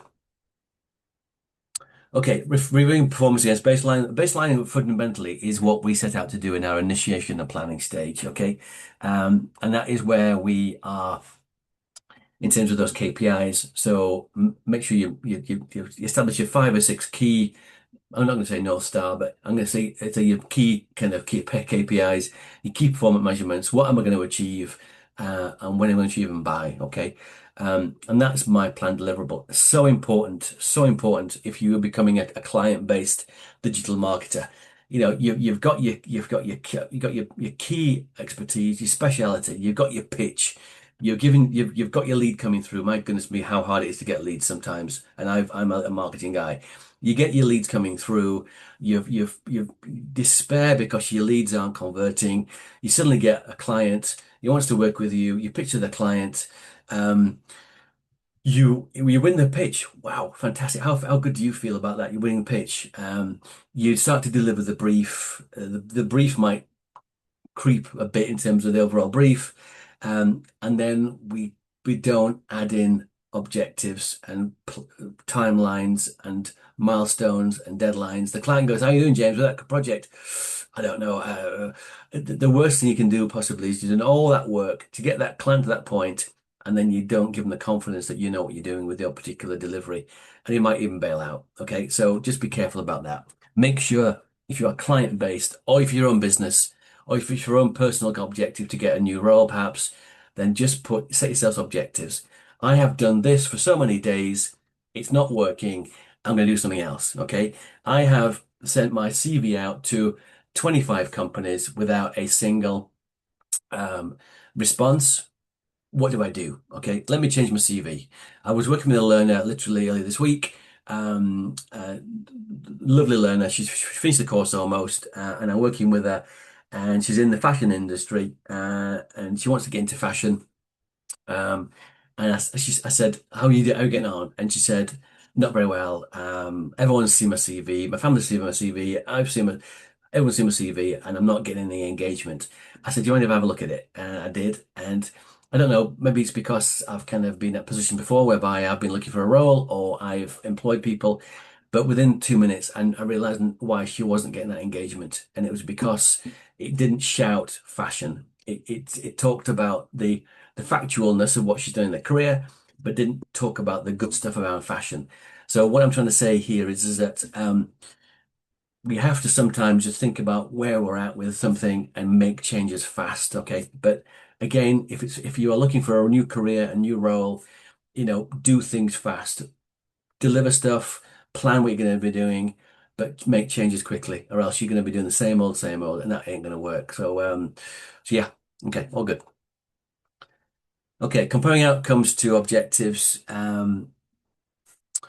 Okay, we think we've looked at this as well. Project objectives define what the project was intended to achieve and should be reviewed individually. And what we're saying here fundamentally is don't say, well, the whole project was a success or a failure. Let's look at the individual objectives. So if you set yourself 5 or 6 objectives with 5 or 6 KPIs or key performance measurements, which ones worked and which ones didn't work quite so well. Okay. And by doing that, we can ebb and flow. We can maybe improve what we're doing as a project floats along. We can at the end of it go, actually, we should have done this, we should have done that. But don't get to the end of it and go, well, we should have really done that. We should have really changed that quicker. Yeah. Don't get to the end of 3 months and say, well, I've sent my CV out to 100 potential jobs now and not one's come back to me. Don't get into that position. Change, and iterate, test, learn, and iterate. Yeah. And keep comparing objectives, but set objectives and set yourself timelines. And if it hasn't worked, make that change fast. Okay. Big advice. Okay. Yeah, every objective we do, every project we do. And again, probably when we're answering those few questions in Unit 1, a lot of learners forget about cost, deliveries, dates, and quality of stuff. Was the quality of my product as I promised my customer? Oh, actually, am I getting a lot of reviews saying the quality wasn't that good, the packaging wasn't that great? I need to change the way that my product was delivered. It took 3 weeks, not 3 days to deliver. So, was the cost of the packaging more money? What was my cost of acquisition to get that particular customer? Was it £20 or £200? Was it £2? I don't know. Look at your KPIs, look at your performance measurements, look at how that project's gone, but individually look at objectives and see how they performed. It's good to see the overall project, but let's look at individual ones. So therefore we can look at how they're performing. What was your final project cost? Again, I think one of the questions in Unit 1, it says, what was your planned kind of spend? What was your overall spend? It's a bit like the old Kevin McLeod, isn't it? The Grand Designs. I want to spend 100 grand on this particular house build, and actually spent double that. or whatever it's going to be. And that's where we need to get to. Well, how much have we spent? What have we learned from that? Can we actually learn from that in terms of the future? Okay. Cool. Okay, good. Yeah. Olivia, thank you. Just took a baseline of all the overview. Now, for instance, if you add some deadlines or say in a specific thing in a card to help monitoring or shift things to the done card, then you could zoom in on that and think, yeah, good. Okay. So, yeah, Olivia's making good sense of Trello. Brilliant. Thank you for that. Thank you. Good. Okay. Yeah, I think we talked a lot about this already. Your stakeholders could be people. If you're in an organization, it could be your project sponsor, who is the stakeholder could be. So it could be the person who's senior in the business. We've all been there, whereby they don't get involved day to day, but they sponsor it. The neck's on them. Okay, they've said to their board, we're going to spend X amount of money on this particular project. I'm going to sponsor it, and they are become a stakeholder. The stakeholder might not getting involved. The stakeholder could be your client, the stakeholder could be you, could be people who you've borrowed money off, and they want the money back. It could be a stakeholder, could be people helping you out. Could be think employment. Yeah, we're stakeholders in your potential employment or your potential small business venture. We are stakeholders in your welfare, your well-being, and how well you're going to be doing. So we're stakeholders. So just keep your stakeholders informed at all times. If you get an interview, if that's what you're doing, then let us know. If you've got a job, let us know. Okay. Keep us informed about stuff. Stakeholders need to understand what's going on and when and why. So then maybe they can help you out. Okay. Good. Okay, let's go again. Francesca, we've been using Excel and Gantt charts, action log for my project planning. Will screenshots of that be okay for evidence? This unit's coursework. Yes, thank you. Yeah. Francesca, you don't have to use Trello or Monday or Asana, and other project management software is available. But you may well prefer a Gantt chart. As long as you can show on your Gantt chart that you made that progression, that change. That was your first Gantt chart. You've learned some stuff, and therefore you've changed your Gantt chart. So you took a screen grab of Gantt chart number 1, you learned some stuff, you made the change, Gantt chart number 2, click, screenshot, brilliant. But always put context and commentary. If we are marketers, we don't just put on social media, there's a picture of my product, do we? So we put a bit of commentary. This is what it's good for. Just imagine using this product. Just imagine using this. This is the call to action. This is a promotional offer for 25% off. This is what it's all about. So whenever you do screenshots, always do a commentary and context. It helps us out and we go, wow, this is brilliant. It's going to get a pass. So yeah, commentary is amazing. Okay. Feedback from shareholders, from stakeholders. Methods. Who's ever kind of done surveys and things? Anybody on the chat want to come on a chat or just stick something in the chat about collecting feedback? What have you done? What kind of stuff have you done? Give me 2 minutes just to jot something into the chat. Good. Ace, thank you. Ace, that's a great word, Francesca. Not that word for ages. Yeah, polls are good, aren't they? Polls are good. Anything else we've got? Polls, more polls. Okay. Anything else we've got? Anything on feedback or customer reviews or surveys are great, Tony. Yeah. Yeah. Maybe incentivize next time, Tony. Hey, we'll give you something. We'll give you something if you send it back. Yeah, NWS employment satisfaction surveys. Good. Yes. Yeah. Yeah. Very much those. That's when the bosses quake and worry, don't they, Olivia? You know, end of the year, that 360 kind of review. You know, how have I been as a boss? Some of your bosses are very nice to you at the end of the year. SurveyMonkey is good. Thank you, Kira. Yeah, SurveyMonkey is great. That's good. Polls, reviews, surveys, that kind of thing. Yeah. Stuff and things. Okay, Lisa, thank you for that. Nicola, the polls too, ask for feedback. Yes, good. And was the feedback quantitative and qualitative? Remember that? Qualitative is giving us good feedback, good words, Yeah. good. Yeah, you got It it. was more qualitative, to be honest. I've Yeah. asked them for feedback on like the name of my website and also Mm. sort of ideas, etc. And I've got some quite opinionated friends, so they don't hold back. But they're also quite active on social media. So yeah, that's a good benchmark. I'm trying to get myself more active on social media because Good. obviously competition is a good way to look at benchmarking yourself as well. I know. I hear you a bit of pain there. I know about social media. I'm on all of them. I think I don't interact with all of them because I can't. I just can't. I don't want to. But you have to be aware of it. And sometimes you feel a bit. Oh, I'm gonna have to post something.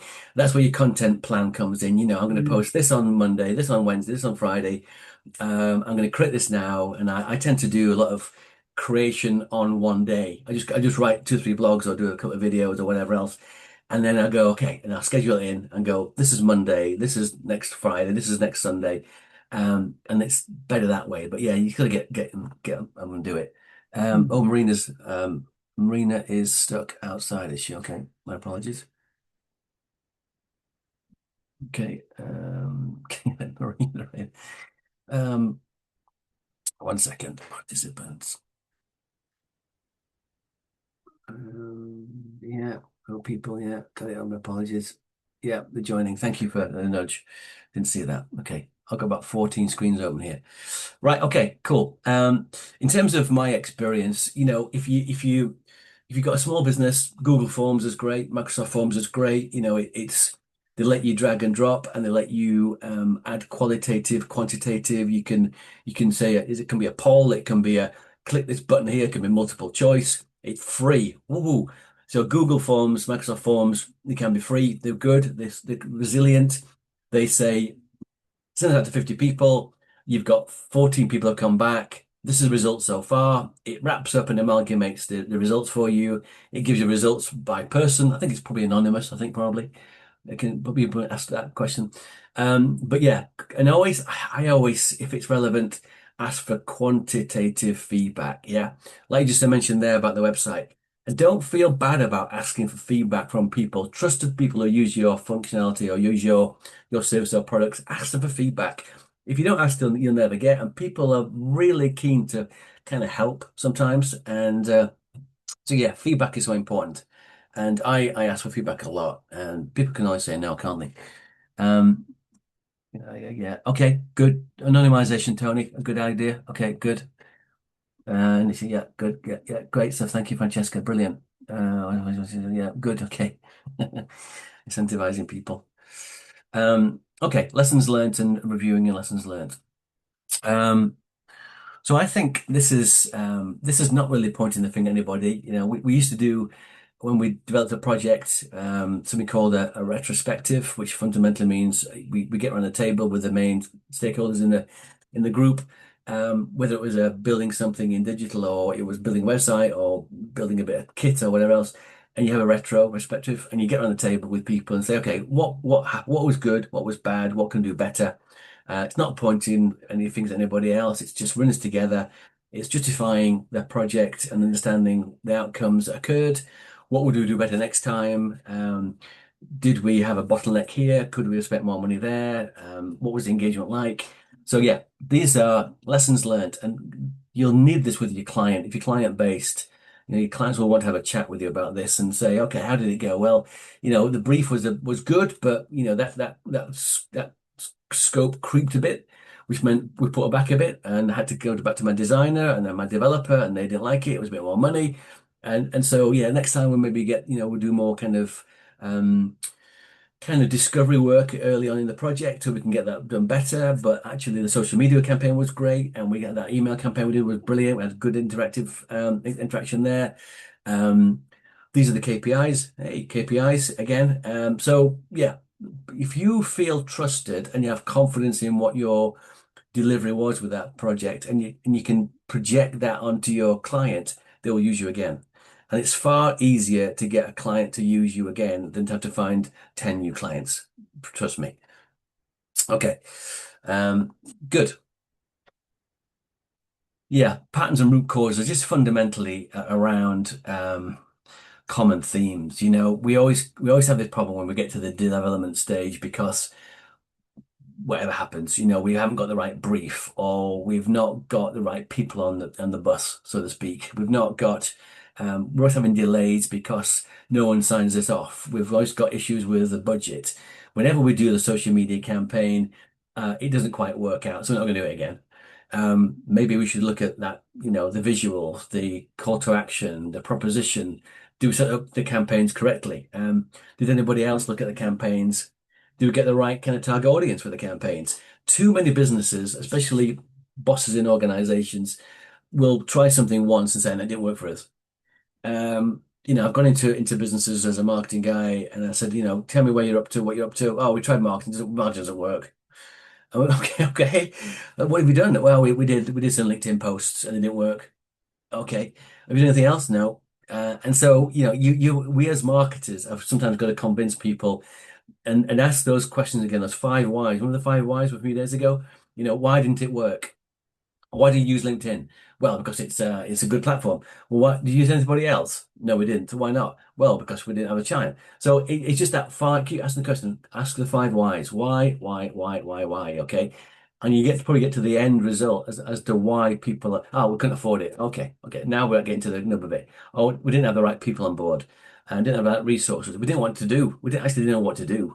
And that's why the excuse is they posted twice on LinkedIn and they got nothing. But actually, the real reason was that they didn't actually have the right resources in place. So yeah, what's the root causes? What's the systemic issues that we've got?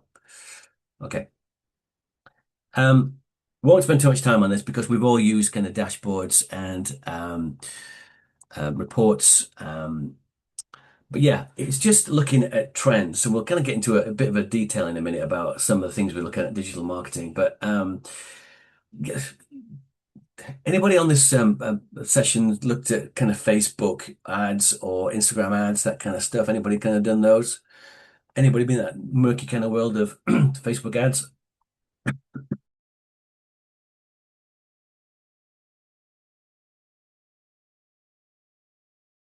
So I'm just coughing to death. I did, James. Hi. Was that? Yeah, Alba, go for it. That's how I just run my ads. I run my ads in Instagram all the time. For the group, just give us 2 minutes on Instagram ads. What did you do? How do you do it? What did you change? Okay, so basically, when I run an ad, I normally will run an ad based on like a short clip, a short video of one of my clients, and obviously with the results of the lashes. And I will, in the description, I will basically put where I am, what I do, and how much I charge. So it's like quite direct. And they will have the options to like message me straight away, so they don't even need to come to my page. They just can message me straight away. Yeah. And I just set a budget. Sometimes I will set a budget of like £25. Sometimes I will set a budget of, now they changed it. Before the minimum was £2 a day, but now the minimum is £3 a day. Okay. So the minimum that you need to invest is £3 a day, and you can run it as many days as you want. I normally do about 7 to 10 days, depending on the budget I have.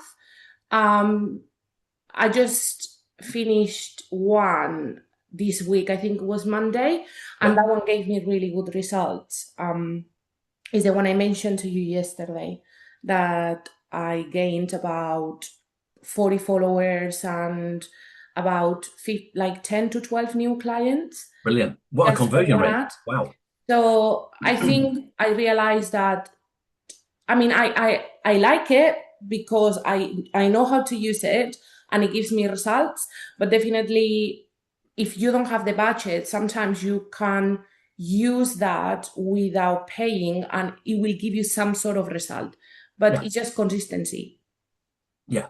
Good, thank you. And setting it up, was it quite hard to do, or was it okay? Or no, it's not so hard. I normally do it through my phone. I feel more confident through the phone than through the computer, just because I just manage myself more with that. But no, it's easy. You will just choose which post you want to run. You need to have like the business app of Meta, because there you're going to see more in detail results. As well, you can see the results from the post anyway, but it's just better from the business app. And that's it. You just choose the post or the reels or whatever you want to do. And you set the budget, you set the duration, and it's gonna give you sort of like an audience. So you either choose the audience that they give you, but I made my own audience because I don't really need men to look at my ads because Okay. I don't really have men that do lashes extensions. Yeah. And Okay. they can do it if they want, but no, it's not normally, my sort of. So I normally have women between 18 years Yeah. old, that is the minimum, 18 years old to like 65, for example. Yeah. And then location, where are you based? How many miles you want to have the ad to be seen? Sort of like you need to be realistic. Depends on the type of business that you are. Like you cannot have, like if you are based in central London, someone from Birmingham is not really going to come to you for a service. So you No. need to have like maybe 15, 20 miles max, I will say. Yeah. And it will give you how many millions or how many thousands of people is going to see your ad. And just customizes the interest of people, like, for example, beauty, lash extensions, health, lifestyle, things like that. And that's it. And then you just pay. Amazing, Albert. Thank you. Well done. I mean, that's brilliant. Thank you. So what Albert's saying there fundamentally is that Alber's B2C, beautiful lashes, as she does. And she just, I couldn't have said that any better, Albert. Thank you. So whether you don't like it or do like it, it's probably worth you having a look at it. The reason why it's worth it is because, as Albert said there, Albert has a certain demographic, a certain gender, a certain location. So rather than Albert just saying, here's my budget, go burn it, Facebook and Instagram, or wherever, paid ads, whatever else, they will specify a certain geography. So they'll say, I want to do it between 15 and 20 miles from my salon, only on a certain gender, only on a certain kind of people who are interested in lashes, for example, or beauty or cosmetics. So we're really niching down what that potential is going to be. And it seems Alba's got this done so well, because if you get 44 kind of engagements and you get, was it 4 clients out of that, I think it was, wow, that is incredible. So yeah, really good, really good. It works for you. So, but again, Alba's tried it and invested in it and seen new clients. And once Alba gets those clients, look after the clients and they'll be there forever. So yeah. So I guess the cost per acquisition, which is another metric we're going to be using in a minute, is pretty low then for Alba, because she's saying, well, I've kind of spent this and I've got maybe 4, 5, 6, 10 new clients, and their potential is going to be my customer's long-term value. What's long-term value? Well, that means fundamentally is that if Alba's cost for acquiring a new customer is £10, and I don't know how much lashes are, I'm going to say they're £40. If Alba had, every time that customer comes back, that's £40 of revenue coming back to Alba. And for that, so basically we've paid for it, several times over already. So without having to spend more money on new clients. So yeah, brilliant. Really, really useful. Good. Oh my goodness me. So 80% of the clientele from Alba is finding you, and 20% with recommendations. Recommendations I would have thought would have been really high. But 80-20 is that Pareto's rule, isn't it? 80-20 switch. So yeah. Yeah. I think we do another session on this one, Mark. So I think we should be looking at that on another time. So yeah, we'll look at that another time. Good, Albert. Thank you for that. Really appreciate it. Thank you. Okay, so dashboards fundamentally reports. The point of bringing Alba in there was to celebrate the success of Alba, but also to say how these platforms want us to spend more money. They want us to be informed about our analytics because they want us to spend more money. Alba might say, well, I'm going to increase my budget now because I'm seeing a lot more clients coming through. So if I put my pedal down, if I spend a bit more money, my conversion might go up, and I'll get more clients. You might, in my experience, it doesn't happen in a linear kind of style. So you might, okay, if your conversion is going to be, well, your cost for acquiring a new customer is £10, and you put the hammer down with your budget, that might go 11, 12, 13, 14, £15, but you might get more clients. So it's that overview between, well, Do I get more clients, but it costs me more money? Or am I okay with that? Yeah, it's up to you. But at least you know, and these guys will tell you exactly how much you are spending and what the potential is going to be and what your potential audience reach is going to be. So I think it's brilliant, brilliant. Digital marketing, fantastic. Okay, using campaign data to measure success. I think we talked a lot about that right now to evaluate. And a brilliant example there with Alba with her business. Fantastic, good. Okay, okay, let's go. Yeah, I think we talked about that a lot. Nothing else I should talk about. No, it's good. Good, good, good, good, good. Some of these slides do tend to duplicate themselves a bit. Campaign analytics. Anybody here kind of use Google Analytics, GA4? Anybody use that kind of stuff on the chat? Anybody want to use that? Yeah, GA4, Mark, cool. Yep. GA4 is pretty good. I mean, it's free. A lot of Google stuff's free. I think they did an evaluation about 10, 15 years ago and went, do we charge for this? And they went, no, because it's just too expensive to start charging for it. So they just kind of just tend to just give it away, and it's great. Again, because they want to be able to, for you to look at your potential data, your potential engagement, your acquisition of clients, how they behave on your website, how they convert on your website, and you might then go towards investing in paid ads, for example, whatever else, or YouTube video. Thank you. Analytics, yeah, Simon, absolutely. Good. Okay. Yeah. Good. I think Francesco, brilliant.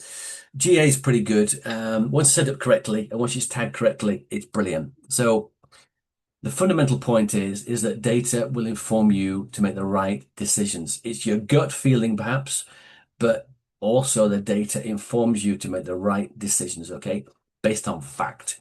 And if you are saying to a client, if Alba is going to go to a client, for example, and sell her a business potentially, and Alba can give them all this information about how well she's doing and what she's investing and what she's spending, then the client who may be looking to buy Alba's business goes, wow, this is really cool. I'll get this. Because Alba's very, very, very informed about what makes her business tick. And so therefore, if you go to a client saying, and the client says, well, tell me about digital marketing and tell me about what you're going to be doing and how you're going to be working on this. Well, we're going to be doing this, this, and this, and this is the KPIs I expect from this, and we can look at these performance metrics, and this is the plan we're going to be using. You give that client so much confidence and so much authority and the trust they give the client to say you are doing the right kind of thing. Okay, good. Okay, yeah, we talked about campaign tools. Analytics, Wix is full of analytics. We'll get to that at some point. Meta ads, talked about that with Alba just there with Facebook and Instagram ads. Brilliant. TikTok analytics, Instagram analytics, yeah, they're all there. Great stuff.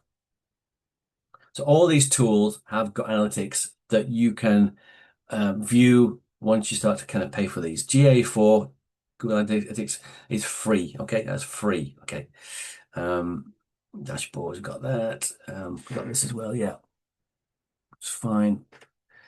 I'm just thinking about the good stuff here. That's okay. Reach, impressions, and video views. Reach and impressions. Let's come back to that. Video views is easy. How many people have watched my video and did a lot of work last night on YouTube marketing around that? You know, I think three algorithms there with YouTube. And Simon had a great chat with us about his usage of YouTube last night. But YouTube fundamentally is how many people are going to click through to my particular video. That's the first algorithm on YouTube. Secondly is the watch. What's the watch time? How long are people going to engage with my particular video? They're going to watch the first 5 seconds. Are they going to bail out after 10 seconds and watch the whole thing? And the third thing really is, are they going to engage with it? Are they going to comment on it? Are they going to say yes or no? Are they going to say, they're going to share it potentially? So all these are algorithms that we can look at in terms of measuring performance. Reach and impressions, it's probably worth writing this down actually, are two kind of metrics that we use in digital marketing. So I'm going to put a social media post out there, okay? And the reach is the potential opportunity of an audience I'm going to hit. And let's say that's 100 people, right? So my reach is potentially 100 people. The impressions element of it is how many people actually saw it. Okay, big difference. So potential is 100, 80, 90, whatever, may have seen it. Okay, they may be scrolling through the phone and they might see my particular social media post. Now, people can potentially, if my reach is 100, my impressions could be maybe 3 times that, because it might well be that people during the course of a day see my advert 3 times, 4 times, 5 times. Therefore, my impressions could be a lot higher than my reach. So the reach fundamentally are the unique visitors who have the opportunity to see the content at least once. The impressions are the people, the number of times the content is displayed. So reach is the potential opportunity. The impressions, how many times it has been displayed to somebody. Okay. And those are 2 pretty important metrics in digital marketing, especially when you get into kind of paid ads and Google ads and that kind of stuff. Okay, good.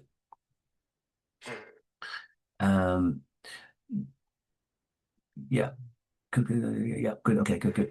Yeah, the reach is Alba's potential kind of audience, and the impressions are how many people could have seen that ad for Alba lashes, but not necessarily click through. Okay, they might have just seen it, so it's been displayed, it's been served up by Google or by Instagram or Facebook, and the potential there. So it might have been served up at 9:30 on a Friday morning, at 2:30 on a Friday afternoon, and 5:30 on a Thursday night, Friday night, whatever. Yeah, so that's 3 times the impressions coming through, but the reach is only hitting maybe 100 people, because that is Alba's kind of ideal kind of target audience. Okay, so reach and impressions, 2 very different things. Okay, good. But we do cover that in another session. Okay, reaching the end kind of now, really, of what we're going to do, so that's good news. We don't need to spend too much time talking about likes, comments, and shares. We know about that. Every single platform has, whether you are X, Twitter, or you are social media, whatever you are, LinkedIn, we know that people like to comment and share stuff. We all love a bit of a buzz when people are liking something or commenting on us. Or I found out the other day, actually, on LinkedIn. Wow, this is technology, isn't it?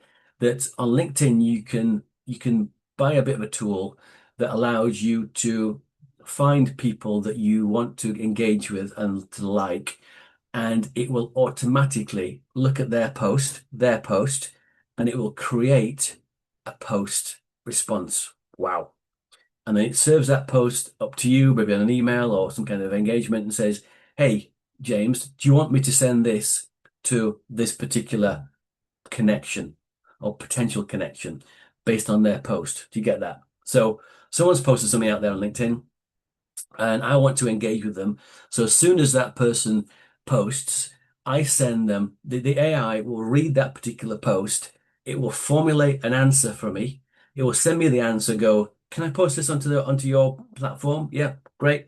It'll post it. Now you sit there, you doing that all day, might take you all day to do that.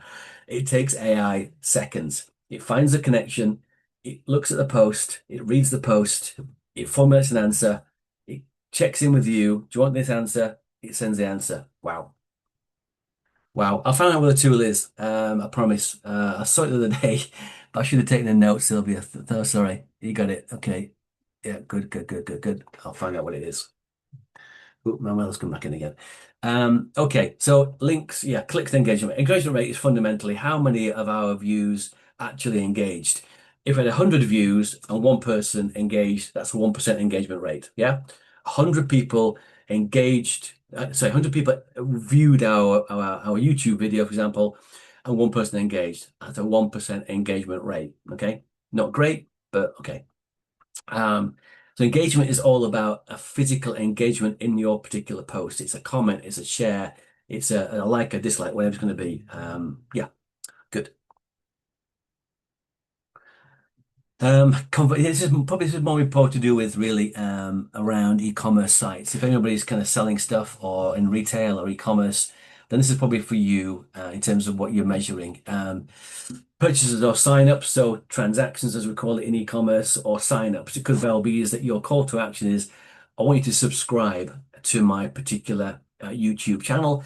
I want you to subscribe to my email newsletter. I want you to subscribe to my to LinkedIn, to connect with you on LinkedIn fundamentally. A conversion rate is fundamentally 100 people came to my website and 1 person bought something off me. 1% conversion rate. Okay. Now, don't beat yourself up about conversion rates too much, because people could be coming to you because they're checking you out. They're checking you out where you live in terms of your business. Where are you in Birmingham? Are you in Manchester? Are you in London? Whereabouts are you? What's your phone number? What's your email address? What products you're selling? I'm doing a price check. I'm just checking out that your viability there. So people are coming for a whole host of things. So a 1% conversion rate, don't kill yourself about it if it's that. If it's a 0 conversion rate, or it's like 0.5, whatever else, then let's think about how you can improve that.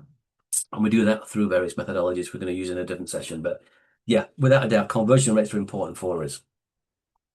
And then cost per conversion, that's almost like a cost per acquisition cost. So I was watching Dragon's Den last night, actually, after delivering the session. I think it was Stephen Bartlett on there, there was Gary Neville on there, and there were the question that most of the Dragons always ask the guys who are pitching is, what's your cost of acquisition? What's your acquisition cost? And Gary Neville asked it to one guy who was delivering about a financial kind of tool, if you watched it last night, and the guy said £20. So then Peter Duncan, who was the other Dragon, did lots of calculations in his head and went, well, if you got all this money, why do you need the money from the investment from the Dragons? So he kind of stumped him a bit on that one. So the point is that if you're looking at a client, or you're looking at a business, or you're working within an organization, know your cost per customer. Yeah. If you're spending, let me give an example. If you're spending £500 or something on your marketing budget, and you get 50 customers, 500 divided by 50 is £10. So you got 50 customers, and it's cost you £10 per customer to get a customer. That's your CPA, your cost per acquisition. Yeah, that's what it's all about. What does it cost you to get that particular customer in place? If it's £10, brilliant, because if your revenue is going to be £300, £400, £500, wow, happy days. Great ROAS, return on advertising spend. Yeah. If you're selling something for £5, it's costing you £10 to get your customer. That's a decision to be made. If that customer buys 2 or 3 or 4 things, then it's worth you doing that. So do the maths in terms of what your marketing budget is, divide it by the number of customers you've got, work out your cost per acquisition. Okay. These are just kind of KPIs and metrics that I'm going to keep throwing out there. But okay. Okay, got it. Okay, thank you. Good. I think I'm losing my voice as well, Nicholas. So here we go. Okay. Use data to support reviews. Yeah, without a doubt. We talked about this before, about how we use data to support this, about quantitative and qualitative marketing, and feedback that's coming back. So yeah, I think the point here fundamentally is that we can take various sources of data. We can take those reviews. We can take how we are doing as a business. We can look at our reviews on Facebook, Instagram, LinkedIn, whatever else, TikTok. We can see how much we're spending on those channels. We can see what our reviews are, positive, negative comments, engagement. And is it all looking positive, or do we need to kind of adjust things? Have we got a lot of engagement but poor reviews, which suggests that something's not quite right there? People are engaging but not actually giving us a good review. Have we got low engagement but high reviews? Therefore, do we need to kind of pump up our marketing spend a bit to get more engagement, and even get even more reviews? So the people who we are finding seem to be happy with our product. So therefore, let's get more of those people. Yeah. So it's where data meets kind of reviews and gives you that informed decision making again. Okay. Okay, and these all kind of focused towards making future decisions. You can't. I mentioned the other day, I had a boss who was brilliant I used to watch him around a board table, and it was brilliant. He used to do the rule of 3, and he used to back everything up with data. We need to do this. The reason why is this, this, and this. We need to do this, and the reason why is we've got to spend this and spend that and spend this to do that. It's going to give us that result. Output is that, and therefore that. So he was a master at basically delivering a pitch to somebody with using data to inform his decision and to inform his pitch. And the board could not ever decline what he said, because his facts were so ingrained in what he was saying, and they were so kind of compelling that they said yes. and it worked out pretty well. So yeah, let your actions, your data, your information, your feedback inform your decisions to make the right decisions with you as a business, with you as someone looking for a new career, or you as a potential looking for new clients. So important. Okay. I think we've kind of covered that off as well, really. Yeah, we've covered that off as well. Okay. So we've got kind of 15, it's got 10 minutes here. It's 10 minutes here, a task, and then we're probably going to finish up then for the day. So let's go to the next 15 minutes. Where are we now? 25 to, let's do the next 10 minutes on this one. Then we get finish a bit earlier. So applying measurement techniques helps build confidence in reviewing project success. Review a completed project, or maybe if you have not got one yet, review something that you're doing, half doing, or maybe look at your measurements and your KPIs and see how there's a risk involved in those KPIs and achieving those KPIs. Yeah. So basically we're looking at a progression and how that potentially compares to how you've been achieving or how you've been performing. Okay. Identify key success measurements and then decide if objectives were met. Identify recommendations for improvement. So any questions on that one at all, let me know. But it's just 10 minutes to think about how you're doing with a particular project based on what you've learned today. Could you do more with your KPIs? Could you add or take away KPIs? Are the KPIs relevant for you? Do you need to kind of adjust your project at all? Do you need to kind of reassess and readjust where you're at with the project? Just use that data, that feedback, that thought process you got to kind of inform what you're doing and just check out how it's getting on. Yeah. I'm here, as you know, but 10 minutes, then we'll kind of wrap up in 10 minutes. Cool. Does the project have to be social media project then? It needs to be the analytics for social media or no, whatever you want, whatever project you're doing, use that project or another project. But yeah, just demonstrate how we're doing in terms of that particular progression, development. What do we need to change, iterate, test? Yeah, is that okay? Okay. Good.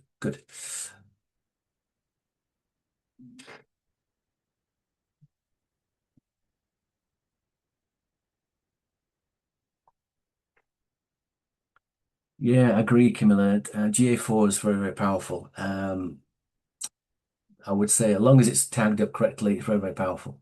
But it's, I think you can almost tag your own website to GA4, whether you build it in Wix or whatever else, and it kind of clunks together. You might need a developer to help you, but usually it's pretty straightforward. So yeah. Okay. Good luck, Francesca. Fantastic news. And they finished. Good.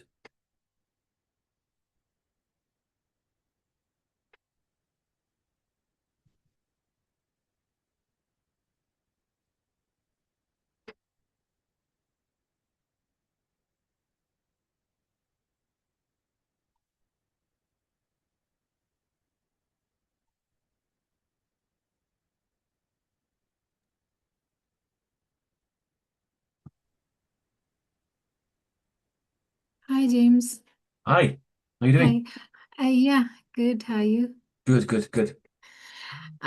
I wanted to ask, is this task going to be the answer of question 7? Yes. Yes, very much Yeah. so.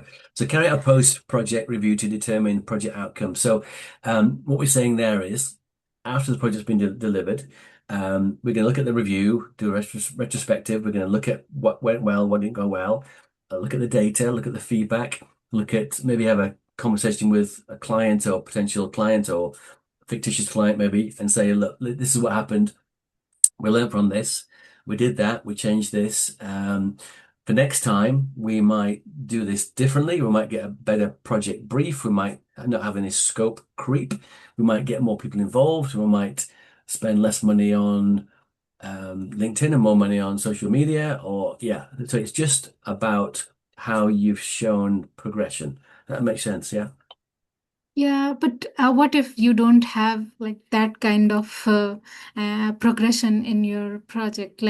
I haven't, for example, I haven't launched fully my Yeah. website, Yeah. and I just posted one, one reel. I am not reel, actually, one post, one animation on my business page on Facebook. So obviously, I don't have people following me. So I don't know how will I get that data and how will I review it. So this is little confusing for me. Yeah, if you have it, I'm going to tread delicately here, Abhilasha. So if you have it, then you can share it and you can kind of comment on it. If you don't have it, you may have to be it may have to be a theoretical solution. Yeah. Yeah. Well, this is what I planned. This is what actually was delivered theoretically. Yeah. Along the way, I made the changes to this, and this, and this, and this. By making those changes, I saw an increase in this, this, and this. Next time, I will make sure I do this better. It's just about admitting that you could do things better sometimes, yeah? And Okay. nothing's perfect. We always have something in when we're learning, continuous kind of learning into what we're doing, that nothing's always easy, nothing's always perfect, nothing goes to plan, so always. So just theoretically use that in your project. That kind of makes sense, yeah? Yeah. So basically, I'll explain whatever stage I'm in, Yes. and what what are my plans, and what I have done and what Yes. I have in mind to do more. Like, for example, I want to more people, more followers and like that, something like that. Yeah. And Yeah, but maybe theoretically, maybe fast forward a month, 2 months, 6 months, and say, okay, this is where yeah, I'm at now, 6 months. And maybe yeah, you just theoretically say, well, this is what happened. And on the back of what happened, I'm going to review my project, and this is the changes I will make for next project. So when you have your client base of websites built, you're going to build yeah, for various clients, and you might say yeah, on project one, I didn't get the full brief. Therefore, at the end of the project, next time I'm going to get a better brief, or I might have to yeah, rely more on a designer or a developer, or I might have to take more time out to be able to ensure that I don't not achieve my deadlines. So it's just about thinking ahead theoretically where you could be getting to, and then yeah. just putting what you've learned, lessons learned, I guess. Okay, Okay. okay. Uh, yeah, thank you so much. Anytime. Okay. Yeah. Okay. Good. Okay. Anne, are you okay? Just here.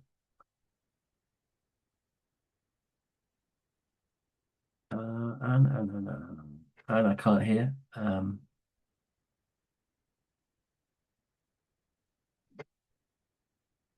going to unmute. Can I do that for you? Hello, yeah. Hello. Sorry. Yeah, following on from that, that's the same thing I have about not having an active, website. Yeah. Can you use the performance list in Trello How do you mean in terms of? of review? You can do it's all about progression fundamentally. It's all Yeah. about this is where I'm at. This is what I've done. This is what I've changed. This is how I would have learnt for next time for project number 2, 3, 4, 5, 6. This is what I would have done better next time. And it's just showing you understand the process and understand it and applying it to something that you are passionate about. I understand if you haven't got the end result yet, it's hard to then to compare, well, how am I doing? I've not launched my social media campaign yet. I've not launched my website yet. I've not launched my business yet. So therefore, how can I compare that?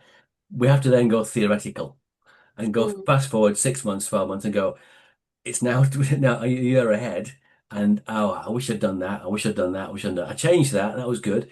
But it's just showing progression and applying the knowledge to your area of expertise. That makes sense. Yeah, yeah. Okay, thank you. Great stuff. Okay.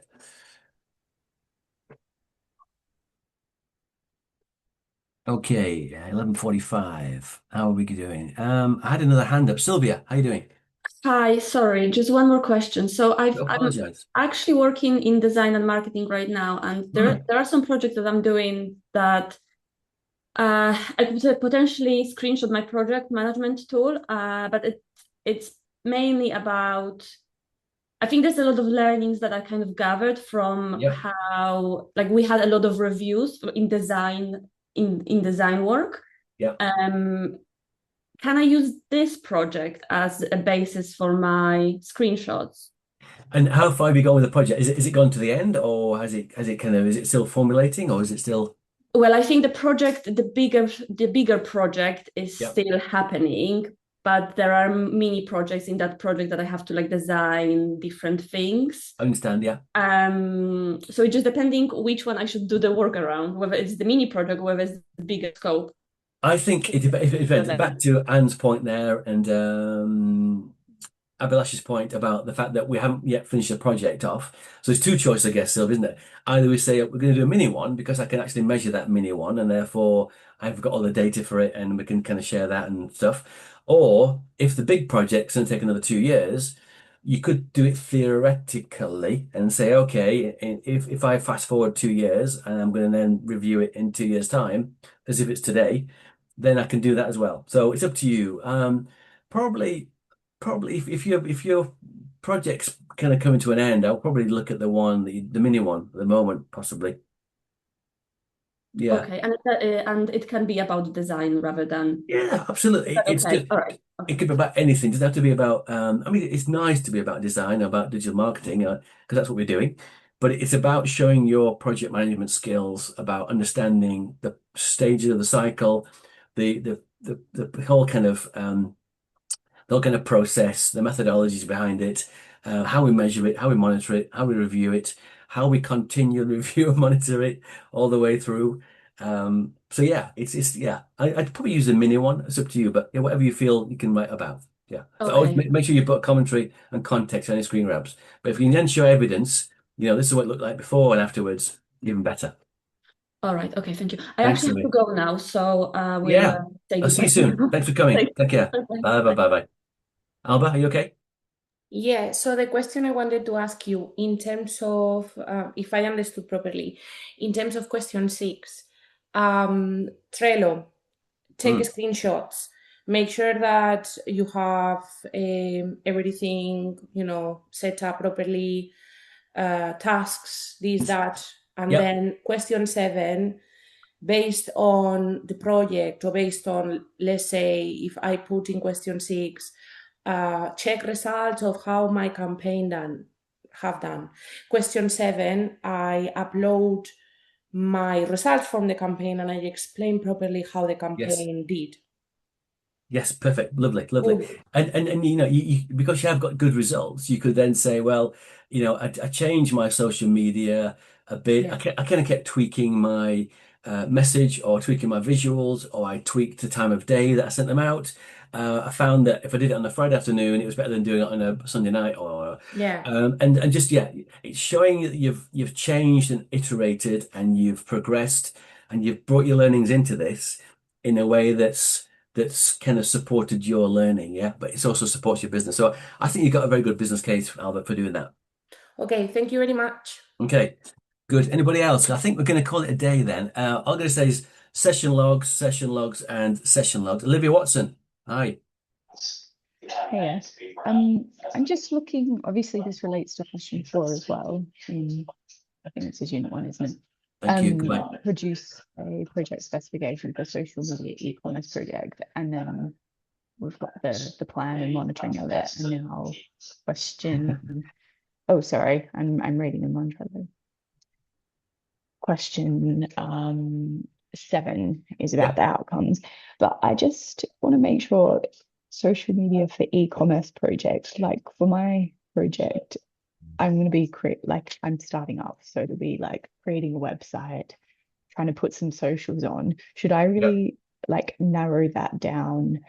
Like that's a whole project, but should I really narrow that down to like one specific thing, like just focusing on a campaign for social media Can do. Or Yeah. like Yeah. because I've started with like all of the stuff that I need to do, and that's the project that I've got on Trello, like including all of that stuff and email outreach, but it's a lot.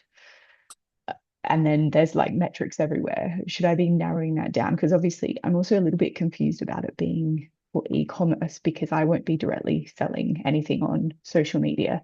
And yeah, I was just trying to look up about that particular wording, and it's just a bit confusing. Social, like a strategy combining social media to sell stuff, but that's not how I can sell. No, I get it. Does that make sense? Yeah, everything makes sense to me. Okay. So, but firstly, yeah, the title sometimes can be a bit misleading because e-commerce is for me is when you sell stuff online. Fundamentally, okay. So that's what it'll be. Yeah, and then social media. You could have said digital marketing or something. You could call it.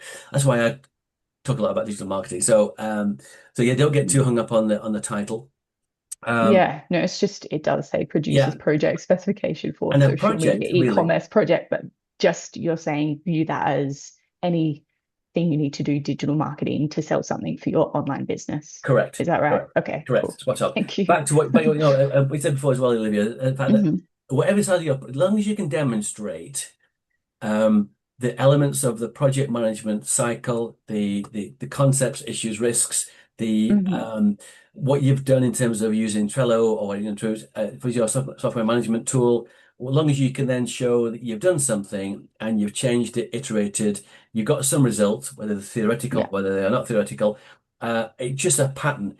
It could be anything. It could be the social media plan you've got. It could be building a website. It could be creating a LinkedIn profile because you are looking for a new career and you want to create a brand new LinkedIn profile and reach 500 connections. And then you start to engage with people through social media posts. Whatever it is, it's a project and it's aligning it with digital marketing even better. But as long as you can demonstrate all those factors in there and talk about it and you can get screen grabs going before and after, even better.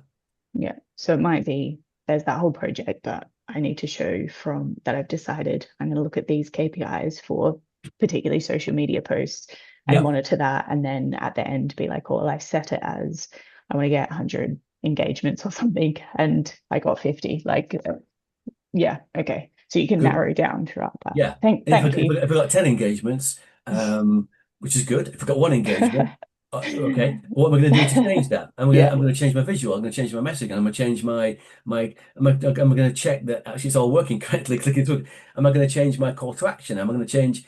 And so you've got to look at the examination board love it when you say, I learned this and I changed that and that worked. Wow. Yeah. Okay. Thanks. Cheers. You got it. Anybody else want to have a good chat? If not, I'm going to kind of say, go and get some lunch. If you're home at 12:30, I'll be back at 12:30 for a really good course. It is email and social media on Wix. If you've not already done that one, we're really good. I love that one actually. So that's on at 12:30. Francesca, you okay? Yeah, I just had a quick question, because I'm coming to the end of the mandatory classes. I'm just conscious on our booking forms, we've got an estimated course or an estimated end date. I'm just thinking ahead in terms of the coursework. Is that estimated end date when we need to have all the coursework submitted by, or is that kind of when we want it submitted and then checked by yourselves and sent forward for grading by? Because I'm just conscious of like having a bit of a buffer in case I've gone completely the wrong direction. No, I'm with you. Francesca, who's your does Bilal look after you? I can't remember. Bilal? I've had him for most. I started 1st of December, so oh yeah, good. Yeah, I've had him for majority of the lessons. Yeah. Okay, good. And when is your your finishing date? You think is it February, March? It's March. I just read. Oh, 23rd of March. So I've still got a good bit yet, but yeah. Yeah. Okay. And you feel you're on target to get stuff done, or? Yeah, I should be. It's just I guess I'm just thinking of whether I need to have a bit of a buffer before that end date or not for yourselves to work through and then bounce it back to me kind of thing. Yeah, well, I always advocate. So, long story short, things happened in Think last year. A few tutors left and whatever happened, and really unfortunate because the learners there were kind of doing the sessions and they were kind of working through the work and not getting it assessed. So Bilal and I are kind of trying to balance delivering with looking after learners and also assessing work as well. So we are working as fast as we can to do that. So if I said to my learners, do two or three questions if you can do, and then wait a few days and then get the results back from that. If you've hit the right standard and you go, oh, I now get, if I put that much work into this, I'm going to get that work passed. Okay. The worst case scenario, and I've got one learner, well, more than one learner right now, who has done the entire 30 or 40 questions, whatever else, and the standard is not going to reach a pass. And that's my biggest nightmare. So I advocate, therefore, doing a few questions and waiting for their assessment. You could still start to write the next set of questions out, but not submit them into Moodle, and then gauge that what the assessments come back from Bilal and go, I get it now. I'm on the right track, the right level, the right standard. Therefore, I'll take my future questions and then put those into Moodle as well. If you want, Francesca, some questions doing, one of my learners last night had a chat and said, well, I need this section assessing before the other bits. So can you possibly do that assessment first? If you need Bilal to do anything first, then ask him and he'll do that. If not, we tend to go left to right on Moodle. We just start at number 1 and finish at number 40, yeah? If you need anything doing it in a certain order, then let us know. Does that answer the question? Is that all right? Okay, cool. Thank you. Great. Good, guys. Okay, so in 11:56, I'm going to kind of say thank you and good morning. Good. Yeah, I like that. Go and have some lunch. If you're on at 12:30, I'll see you at 12:30 for email marketing and social media with Wix. And yeah, thank you, everybody. If I don't see you then, have a great weekend, and I'll probably see you next week. Hope you enjoyed today, and thank you again for spending time with me this morning. Thank you. Bye-bye. Bye-bye. Hi, James. Hi. Sorry. I just wanted to ask if you get a chance to chat with Bilal. You said yesterday. No, not I finished last night. No. And then this morning I kind of was applying for this kind of stuff. So I will ask him. Let me ask him after this afternoon's session. Or maybe you want to nudge Bilal. I know Bilal's probably assessing, but you've probably got more time. Are you on at 12:30 today or not? Are you doing 12:30? No, Okay. I no. would go reach out to Bilal and say, hey Bilal, this is what I really need. Yeah, I would do that because you'll wait for me to kind of do that if not. Yeah. I'm thinking to reach out to him. I need to discuss few questions as well. Okay. I don't know if you have time. I can discuss that with you, but I know you have class at 12:30, Yeah, so I've got to you go and need eat some break. yeah, I've got to go and eat Yeah. and drink and just Yeah, because if yeah, not, I know. It's thank okay. you. Okay. I'll contact him. Okay. But yeah, thank you so much. It was Yeah. a very good session. Thank you Yeah, so they're good much. out there. The people are great, and I love to bring people in and who've got experience like Yeah, Alba or Simon or whatever else, yeah, and Tony. They've all got experience, and it's good to hear experiences from learners like us who've done yeah, things and already done things. And I hope you didn't mind. I definitely. used your example there about a web delivery client potentially. You know, if you go for that client, and anyway, so it's good. It's good. But if we can catch Yeah, up next week if you don't see Bilal today, yeah, we'll catch up next week. yeah. Okay. Thank you. Enjoy. Take care. Have a nice weekend. Yeah, you Bye-bye. too. You too. Bye. Bye-bye. Bye.